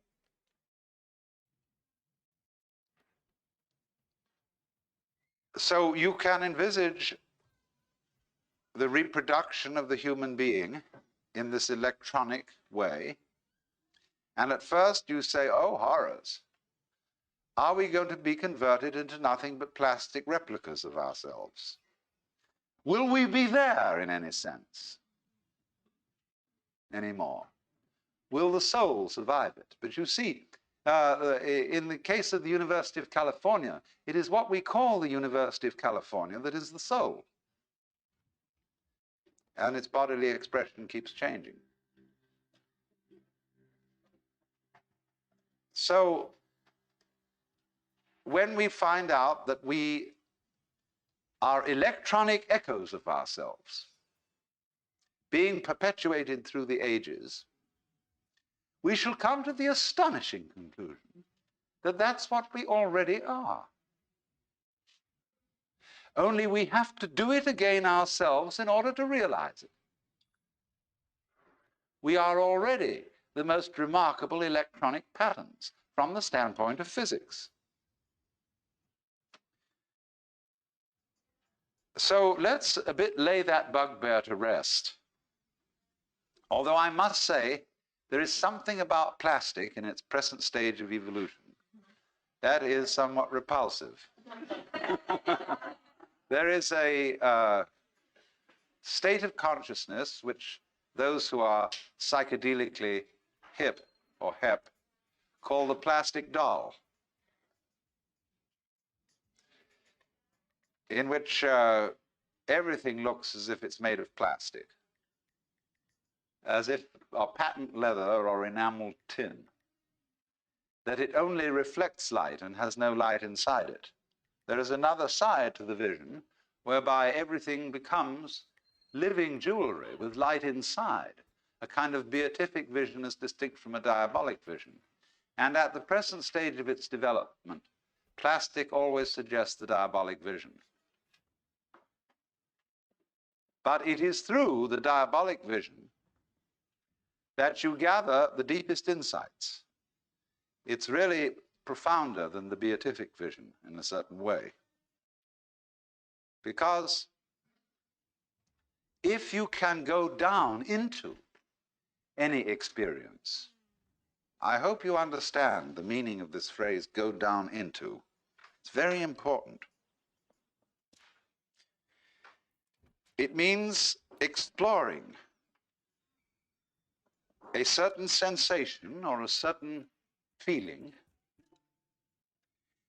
to find out all its implications, to find out what it is at root that you like about it or dislike about it. And you will find, if you explore the plastic doll vision sufficiently carefully, that it will bring about in the end a far greater depth of bliss and realization than merely exploring the things that are lovely at first sight, obviously so. So one should think about this funny thing of technology considered as artificiality in the light of the realization that there really is nothing artificial. You might say the distinction of the artificial from the natural is a very artificial distinction. That the constructs of human beings are really no more unnatural than bees' nests and birds' nests and constructs of animal and insect beings. They're extensions of ourselves. So then, what about the situation when it arises that we are all computerized, that no one is hidden? I want you to notice something already about the Bell Telephone Company. They have a regulation whereby you cannot switch your telephone off. You may have an extension in the house and you may switch that off, but you may not switch off your main phone. And if you leave it off the hook, it starts screaming after a while. They project that not many years hence, the ordinary telephone will disappear and every individual will carry around with him a thing about the size of the old pocket watches. One side of it will be a TV screen and a speaker. The other side of it will be a set of buttons over which you just place your finger to activate them. You will be able to dial world information, who will give you the number of any given individual. If he doesn't answer, he's dead.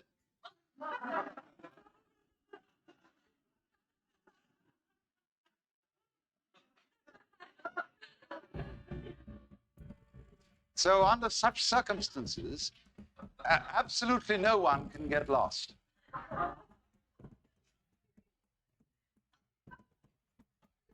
And then you see, as this moves on, let me develop some of its further possibilities. People like Toynbee and McLuhan have noted that as technology progresses, there enters into it a quality of what they call etherealization. And this is connected with Teilhard de Chardin's doctrine of peduncles.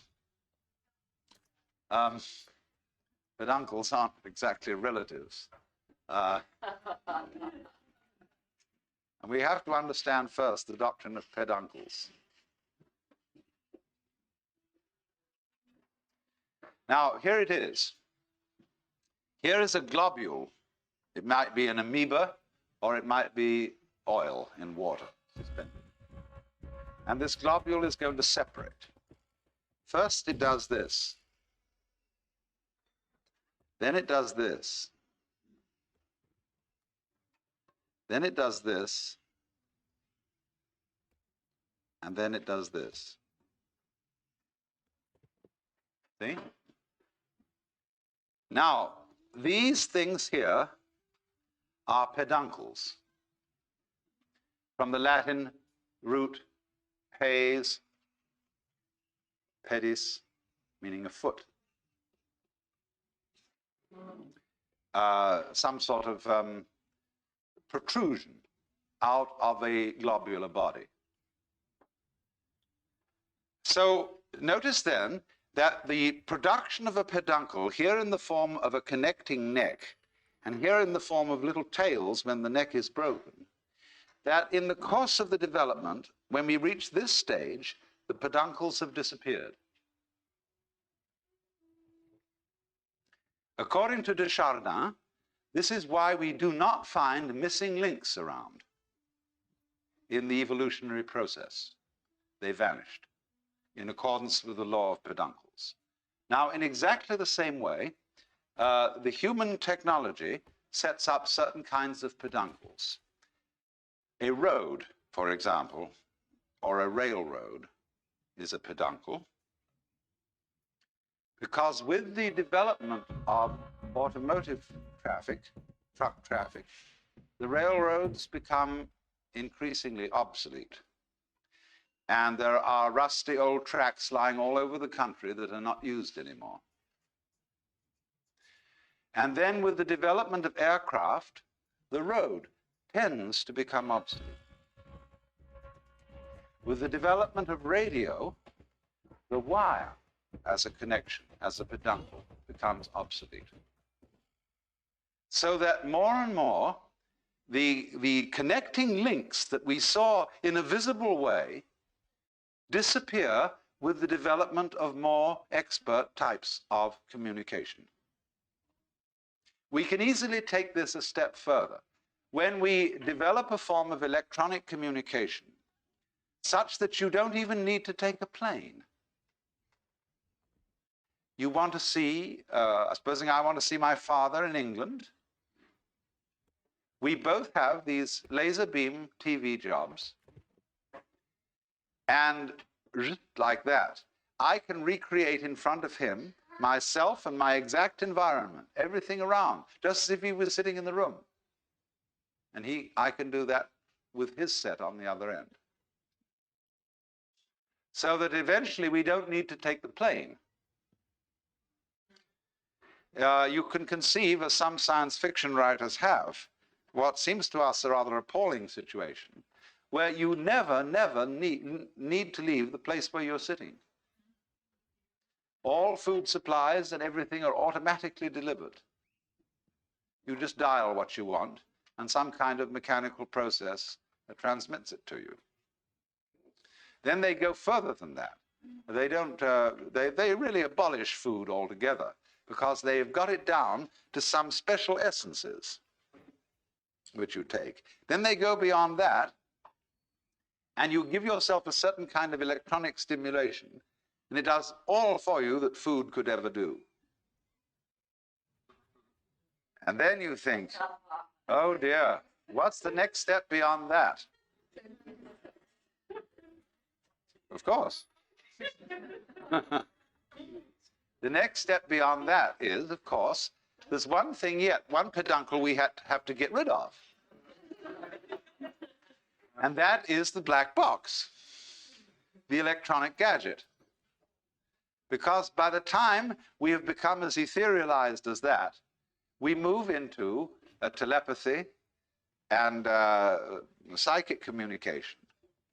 And as soon as you make that step, of course, it would seem that all privacy whatsoever has gone.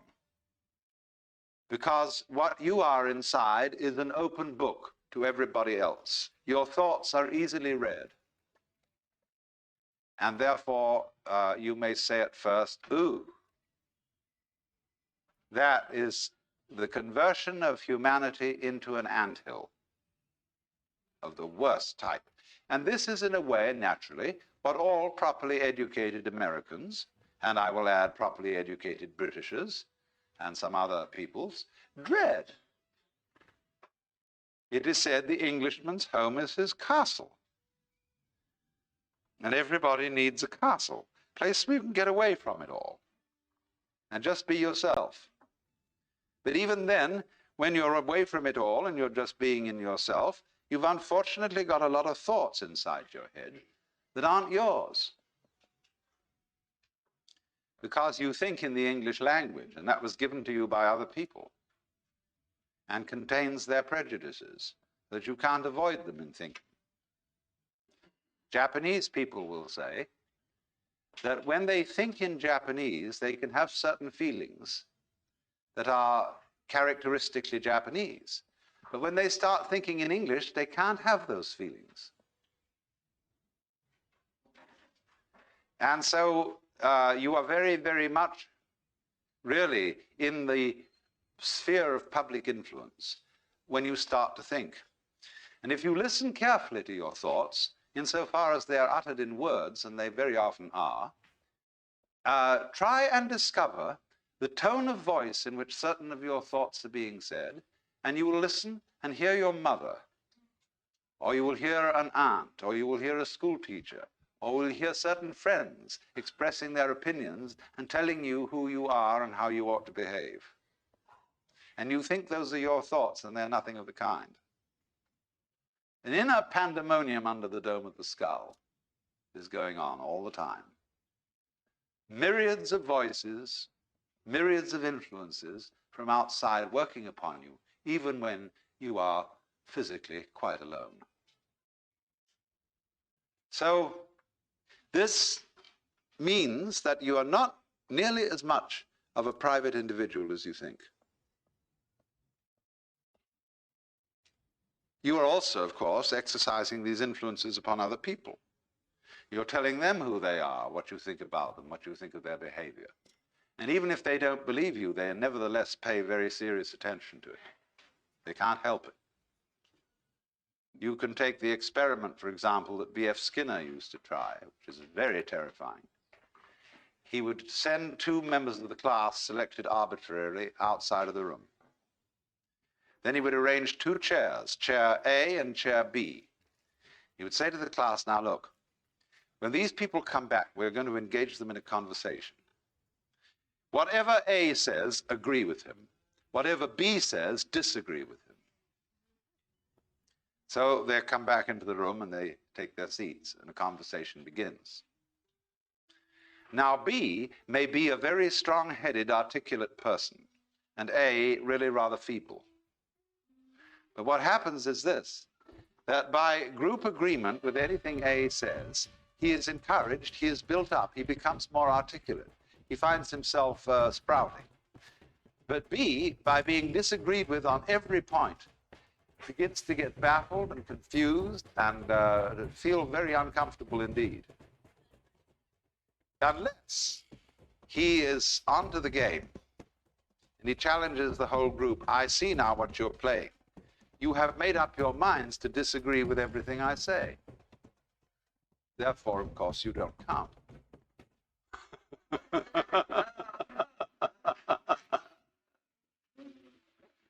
I shall pay no attention to you.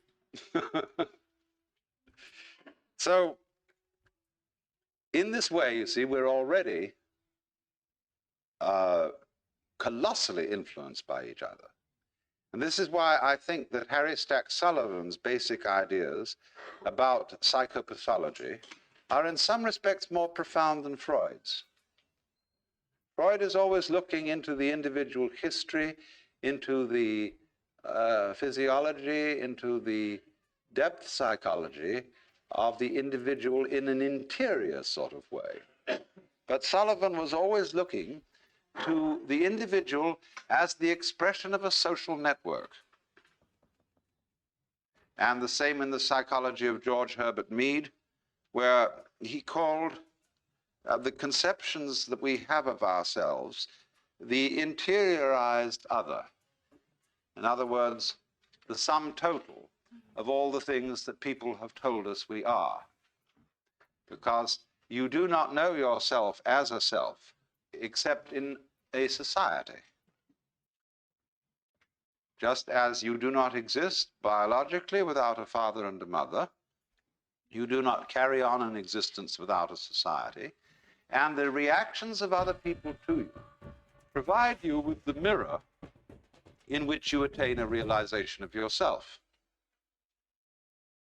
You know who you are in terms of your relationships with others. So then now, when we contemplate this disappearance of privacy and a completely integrated human society, we can look at this from two different points of view, pro and con. Let us first look at the pro point of view. How great to have nothing to hide. How great to give up all worries about ownership. Because you can say, if somebody says they would like something you have, and you say, please, have it. Because you know very well you can go to someone else and say, could I have that? And they'll give it to you. And so all the way around, there is no propriety, in the sense not of prudish propriety, but propriety in the sense of possession. Also, of course, in the sense of prudish propriety. Nobody has any dirty little secrets, because if I have any dirty secrets, I know very well that you have too, and so let's drop the whole pretense and let go. So in this sense, there might be a very, very close fellowship between all people, in which there are no barriers, no defenses, and we all cooperate together beautifully and love each other. Now, let's look at the con point of view. Con point of view would say, yes, but surely the more we communicate with each other in that way and have no property, and there are no boundaries, and there are no fences or defenses, then just in the same way that jet aircraft makes all cities the same city, so this would make all people the same individual. Would that be what the Hindus mean by saying you are all one, you are all the Godhead in disguise? Would it mean that? Now, part of our difficulty in approaching this is that we begin from the standpoint of a certain conception of the individual person. And this is, of course, the Christian ego,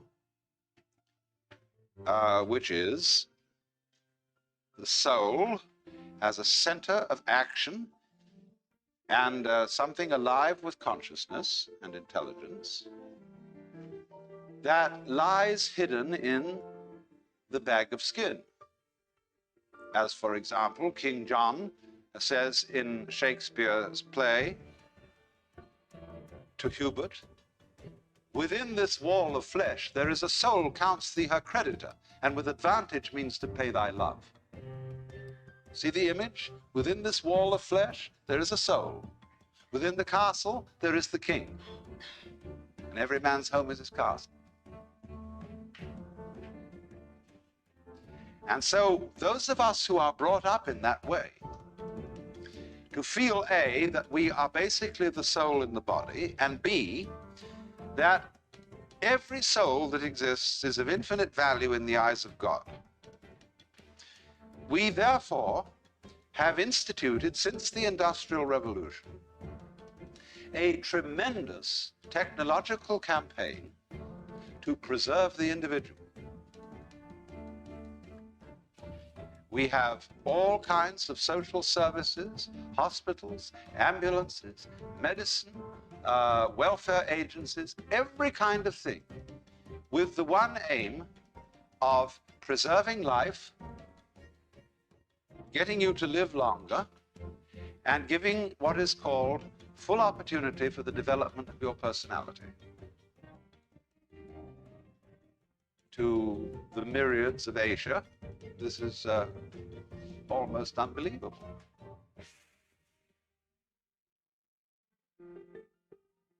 And then, of course, we are teaching the peoples of Asia medicine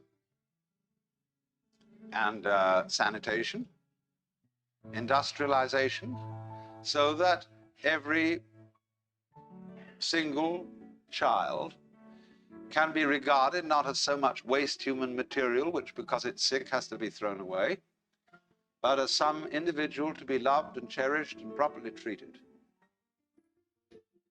And because individuality, the human, each particular human organism is infinitely precious. That is the moving ideal of the sort of people who first created the great hospitals, who abolished slavery, who abolished the death penalty for trivial offenses, who made that great humanitarian movement of the 19th century associated with such people as Wesley and Charles Dickens and Wilberforce and so on,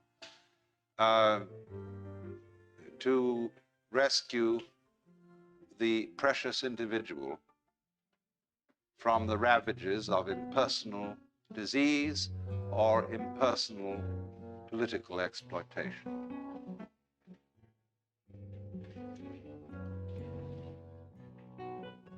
Then when a kind of American capitalist liberalism achieved to some extent this sort of ideal, we look then at political forms which are socialistic or communistic and are leery of them because they seem to go back on all that. So, of course, did National Socialism in Germany. Because the position there is it is not the individual who is the supremely important being, but it is the community, the state, which is supremely important. The individual realizes himself as a servant of the state. But our theory in the liberal capitalism of the United States is that the state is the servant of the individual. That we employ policemen and soldiers and sanitary inspectors and Department of Commerce officials, all to serve us. We call them public servants. And when a policeman gets uppish, he has to be reminded that we pay his salary and that his job is to serve us and not to be a kind of Admirable Crichton sort of butler who takes the upper hand. But of course, the very idea of a servant still has in it, doesn't it, something aristocratic. And as we all know, in this country, it is increasingly difficult to get services of any kind. More and more, it is felt beneath the individual's dignity to be, say, a waiter, a barber. After all, they give you a certain kind of service. Certainly, it's beneath anyone's dignity to shine shoes, because that's the feet, and that's very low down. It's like kissing people's feet. To give massage, to do all these things for other people that are rather material skills. Increasingly, you have to get them in another way, either by a do-it-yourself system or by some sort of machinery. And so in the same way, people who used to give service want to translate themselves professionally. People who were formerly called undertakers now call themselves morticians. Janitors call themselves maintenance services. I suppose barbers will soon call themselves tonsorial experts. All sorts of things like that are happening right now in order to give the sense of equality all round. And so the guy who gives you gas at the garage will notice your first name on your credit card and will address you by it. I get very irritated to be called Al. I just don't respond to that form of address at all. But I suppose that's my British snobbishness.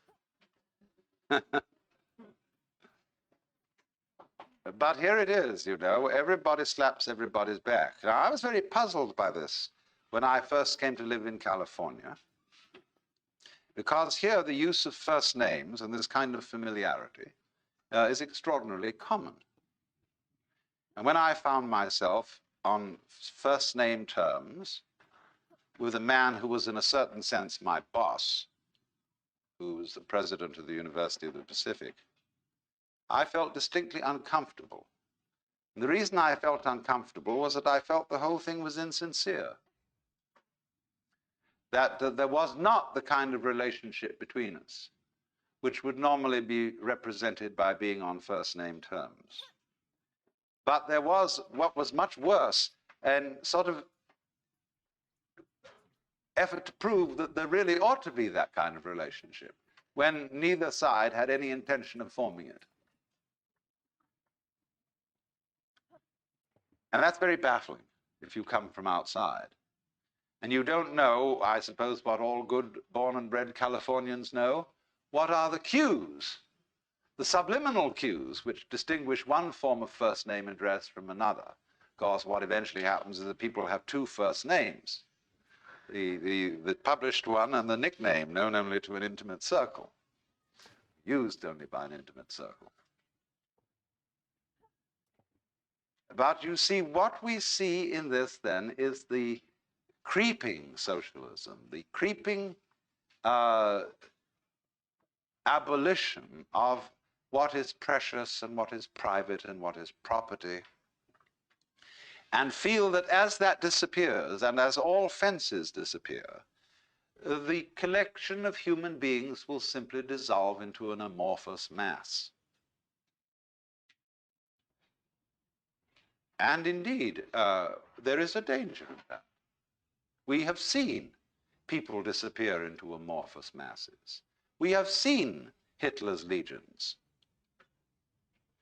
We have seen the things that Chinese can do with what the military tactic called the human sea, when swarms and swarms of troops, all identically uniformed, are absolutely thrown at the enemy in wave after wave after wave. But let us not forget that the generals of the Western powers did exactly the same thing in the First World War on both sides. They used the tactics of the human sea, in which the lives of individuals meant nothing whatsoever.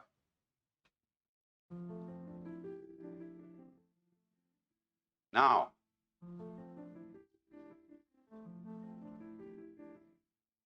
there are two different ways of responding to what we will call the invasion of privacy.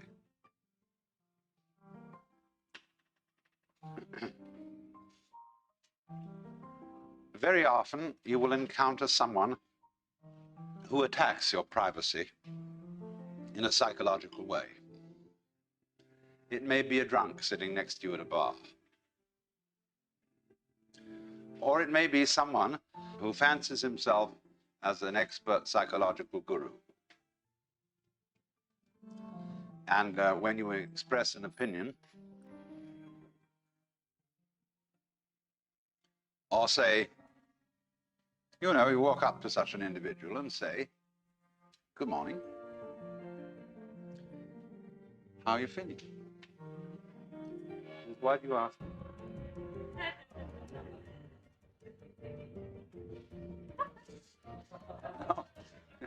And he immediately, you see, breaks the social rules whereby you communicate with another person without actually saying anything. Phrases like, "How are you? Nice day, isn't it?" are like on a radio, buzzing to be sure that the other side is in communication. So you make various noises, testing, is that so-and-so, give a call letter, etc., etc., etc., and you know you're in touch. So in the same way, we, in our general daily converse, we feel each other out by saying these little social platitudes, and then we test the person as to whether they, by the sound of the voice, by the smell, which we don't think about, but which we absorb unconsciously, unless they smell very strong. Then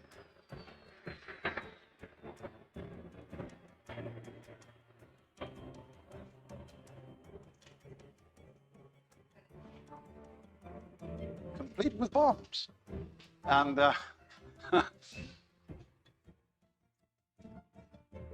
then we get the feeling, do I want to explore this relationship further? We test. But then those people, you see, who invade your privacy instantly, it's either the drunk or the child who's quite innocent, or the probing psychologist who is playing his special game, maybe of one-upmanship of some kind, and sees how uncomfortable he can make you. Now, what are the tactics of response to be in these various situations? When you get the probing psychologist, you can shrug your shoulders and say, "Didn't your mother ever teach you manners?" Or you can simply not defend yourself. Some people just don't need to defend themselves at all. And so that probing them in that way is like tossing a rock into a well, and you wait, and there's no splash. And that really sets people back. Krishnamurti does that. If you make a comment about somebody in his presence that is in any way adverse or critical, he gives just no response at all. So do you suddenly feel, like the Buddha said, you spat at the sky and the spit falls back into your own face?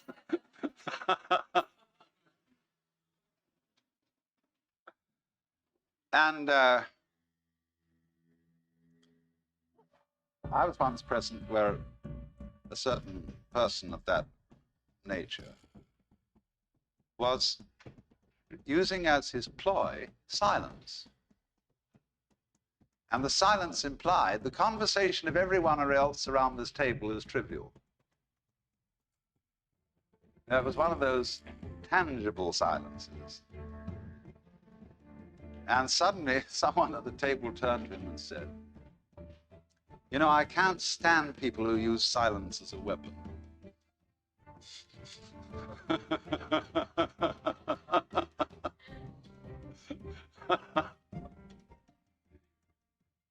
No, a conversation then started.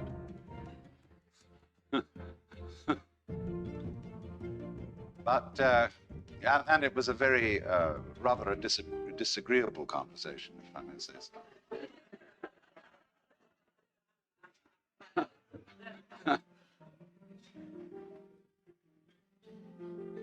So, there is, you see, always the response to psychological attack, an invasion of privacy, as Allen Ginsberg does it. If anybody presses on him too hard, he'll strip naked.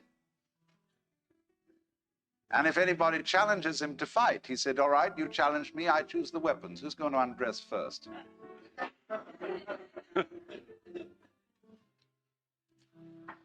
And he has this kind of marvelous feeling that there really isn't anything that he's hiding. I don't know, maybe, but he certainly doesn't impress me as anyone who really hides anything. So that you see, to enter into a human relationship where there is nothing to hide and you don't depend on any sort of property gimmick for your personal worth. And that's the thing we get very easily hooked on. It may be your car, it may be your clothes, it may be your cameras, your style of watches, your fountain pens, your heaven only knows what, your home that you possess. And that is inseparable from your personality. And you can't be you if you're stark naked. So the confrontation of people in an atmosphere of physical or spiritual nakedness is one where many individuals seem they have completely lost because they can't play their accustomed role.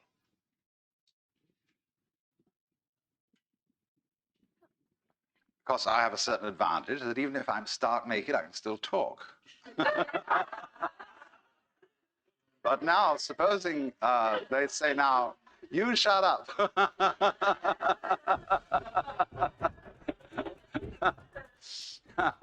Don't defend yourself with language, see?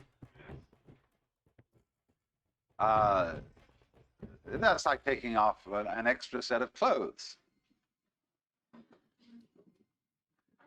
But as I say, there's a certain kind of individual whom this doesn't faze at all, because he knew from the beginning that he was nothing.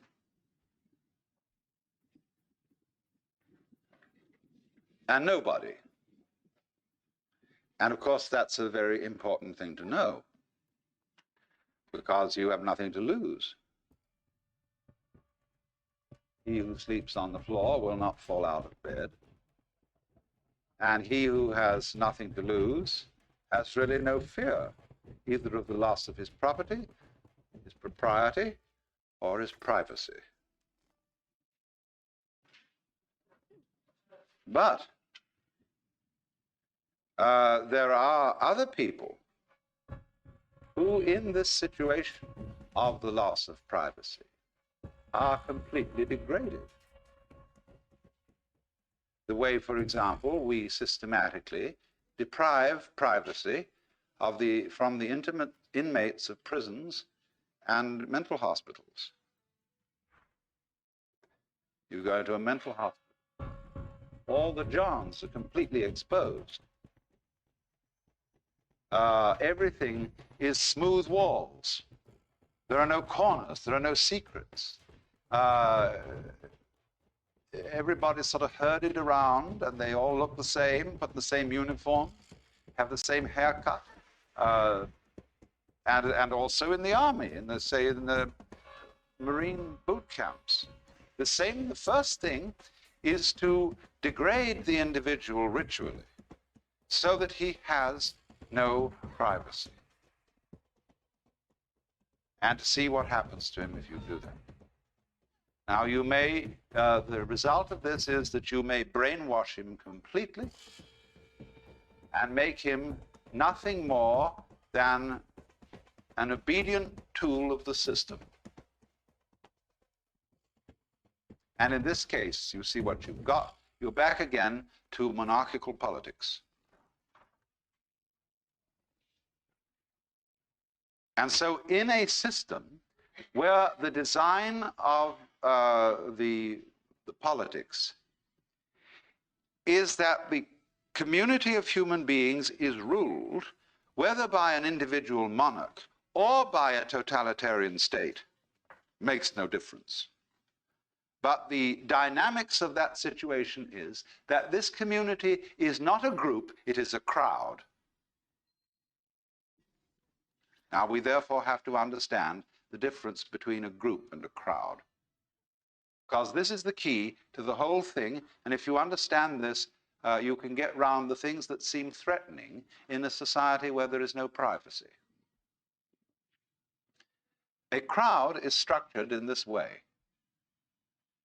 There is a number of identical individuals suitably brainwashed, and there is a leader. Whether this is an individual again or a bureaucratic entity of some kind. The relationship between them is this.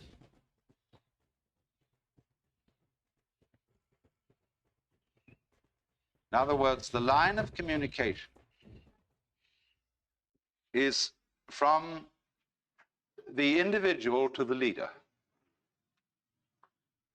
And they're not really in communication with each other at all. Except insofar they may communicate with each other, but this controls the nature of their communication. So in other words, when a politician speaks to an enormous audience, what he sets up is a crowd, because the audience are individuals who don't know each other. They're just people, they're just heads or hands. And so the leader really communicates with them, and they can't answer back unless they do so as a group. Sieg Heil, then they answer back, but all as a collective. Because along the lines of this kind of communication, supposing I talk to 1,000 people over the radio, and they all send me back letters, well, I can't read them, much less answer them. There isn't time. So this is a strictly one-way communication. Now then, let's look in contrast to that to the design of a group. We'll make it a circle again for convenience. Now, a group has no leader because it is itself an organism. And so the lines of communication run, first of all, like this.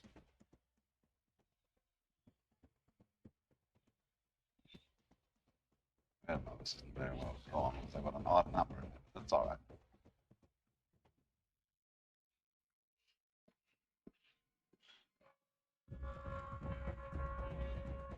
But they're much more complicated than that. They are also this.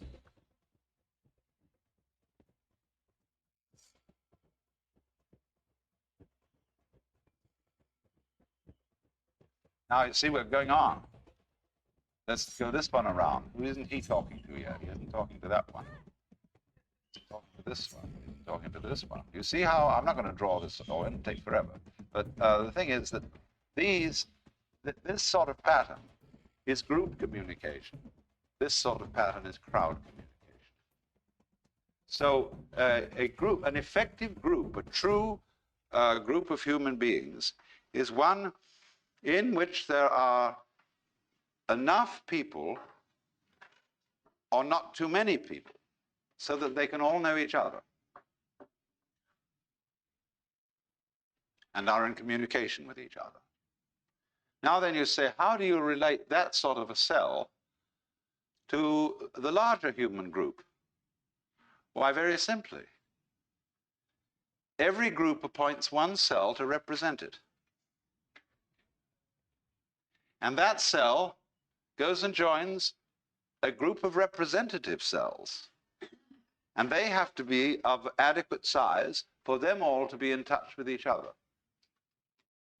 And then if it's necessary to go higher than that and include a still greater number of collectivity of small cells, the representative group, representative sub 1, will elect representative sub 2 to go to a representative group of sub 2s. And in this method, which is the actual original design of the Republic of the United States, which of course has been completely overlooked, you get a hierarchy of cell structures where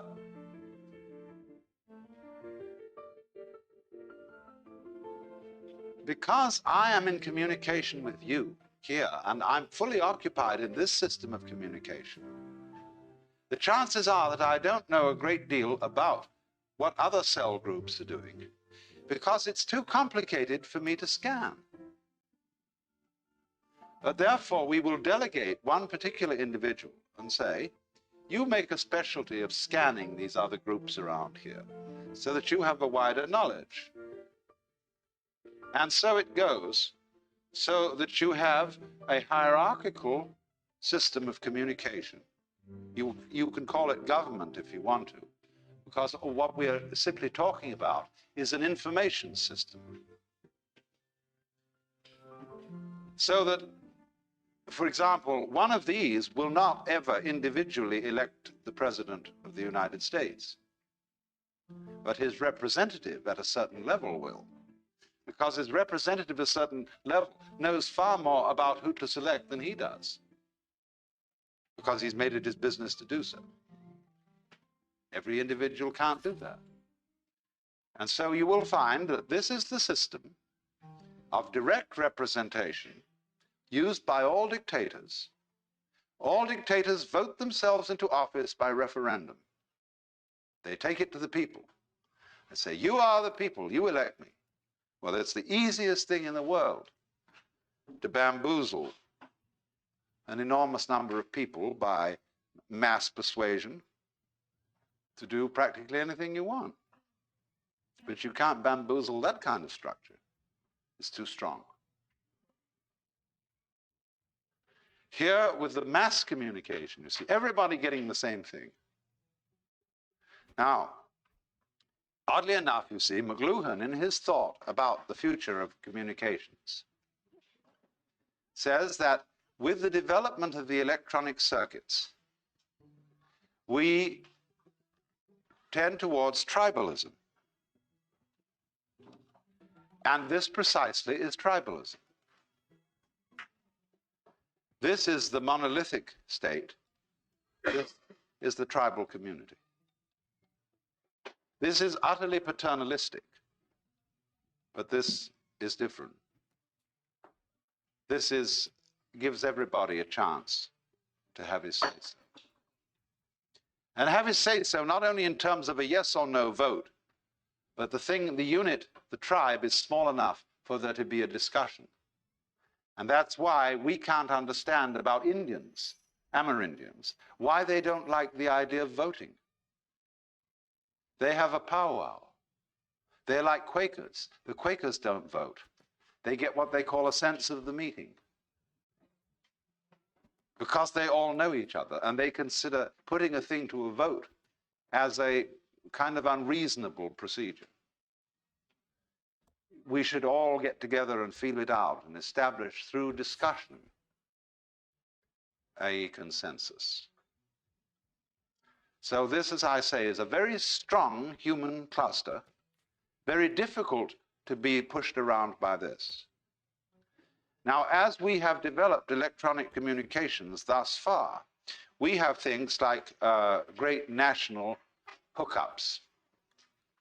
So everybody in the United States is watching whatever it is that comes over ABC or NBC at the major hours. And, but that is, I think, a fairly temporary phenomenon. With the development of UHF, ultra-high frequency television broadcasting, and the more we develop microelectric machinery, the greater the capacity for discrimination on the dial. See, as it is, you get a lot of interference, and therefore it cuts out the possibility of an innumerable cluster of stations. But as the technology becomes more perfect, you can receive an enormous number of different stations, and these stations will increasingly have machinery that makes them fairly simple to run. For example, with a videotape machine now made by Ampex costing $6,000 and a Sony television camera costing $250. You can produce a television show with only one technician. The average TV show produced in a studio requires 14 technicians to handle it. So as this happens, you see, it means that there can be an increasing variety of the kind of material that is presented through the electronic channels. McLuhan adds to this a kind of strange point of view, which is that it really doesn't matter what kind of material is going over, because the message is not the content of the television show, but your exposure to and involvement in that kind of a medium. Well, there's something to this. That when you touch a person physically, which is a sort of a direct communication, you don't necessarily say anything. It is just the act of touching that may give the message or the massage of affection or love. And so people love to wander into the streets and mingle with a crowd of shoppers, especially a colorful crowd going back and forth, and the feeling of all the interesting people around and everything. They're not saying anything to each other in words, but this exciting feeling of being involved in this colorful goings-on. And so in the same way, when we are plugged in, if not turned on, to a huge in and outing of human communication, we feel very like an old Italian peasant lady leaning on the windowsill and gazing at the busy street, watching life flow by. And in a way, you see, there's something, when you see it in terms of the old Italian mama watching the world go by, there's something very fundamentally good about that. Something we associate with colorful villages, exciting streets, and the romance of an archaic peasant-type person. But you see that sort of thing, of watching an ever-varying panorama of life, is not completely excluded by electronic technology, especially if people in their net structure are organized here as true nets.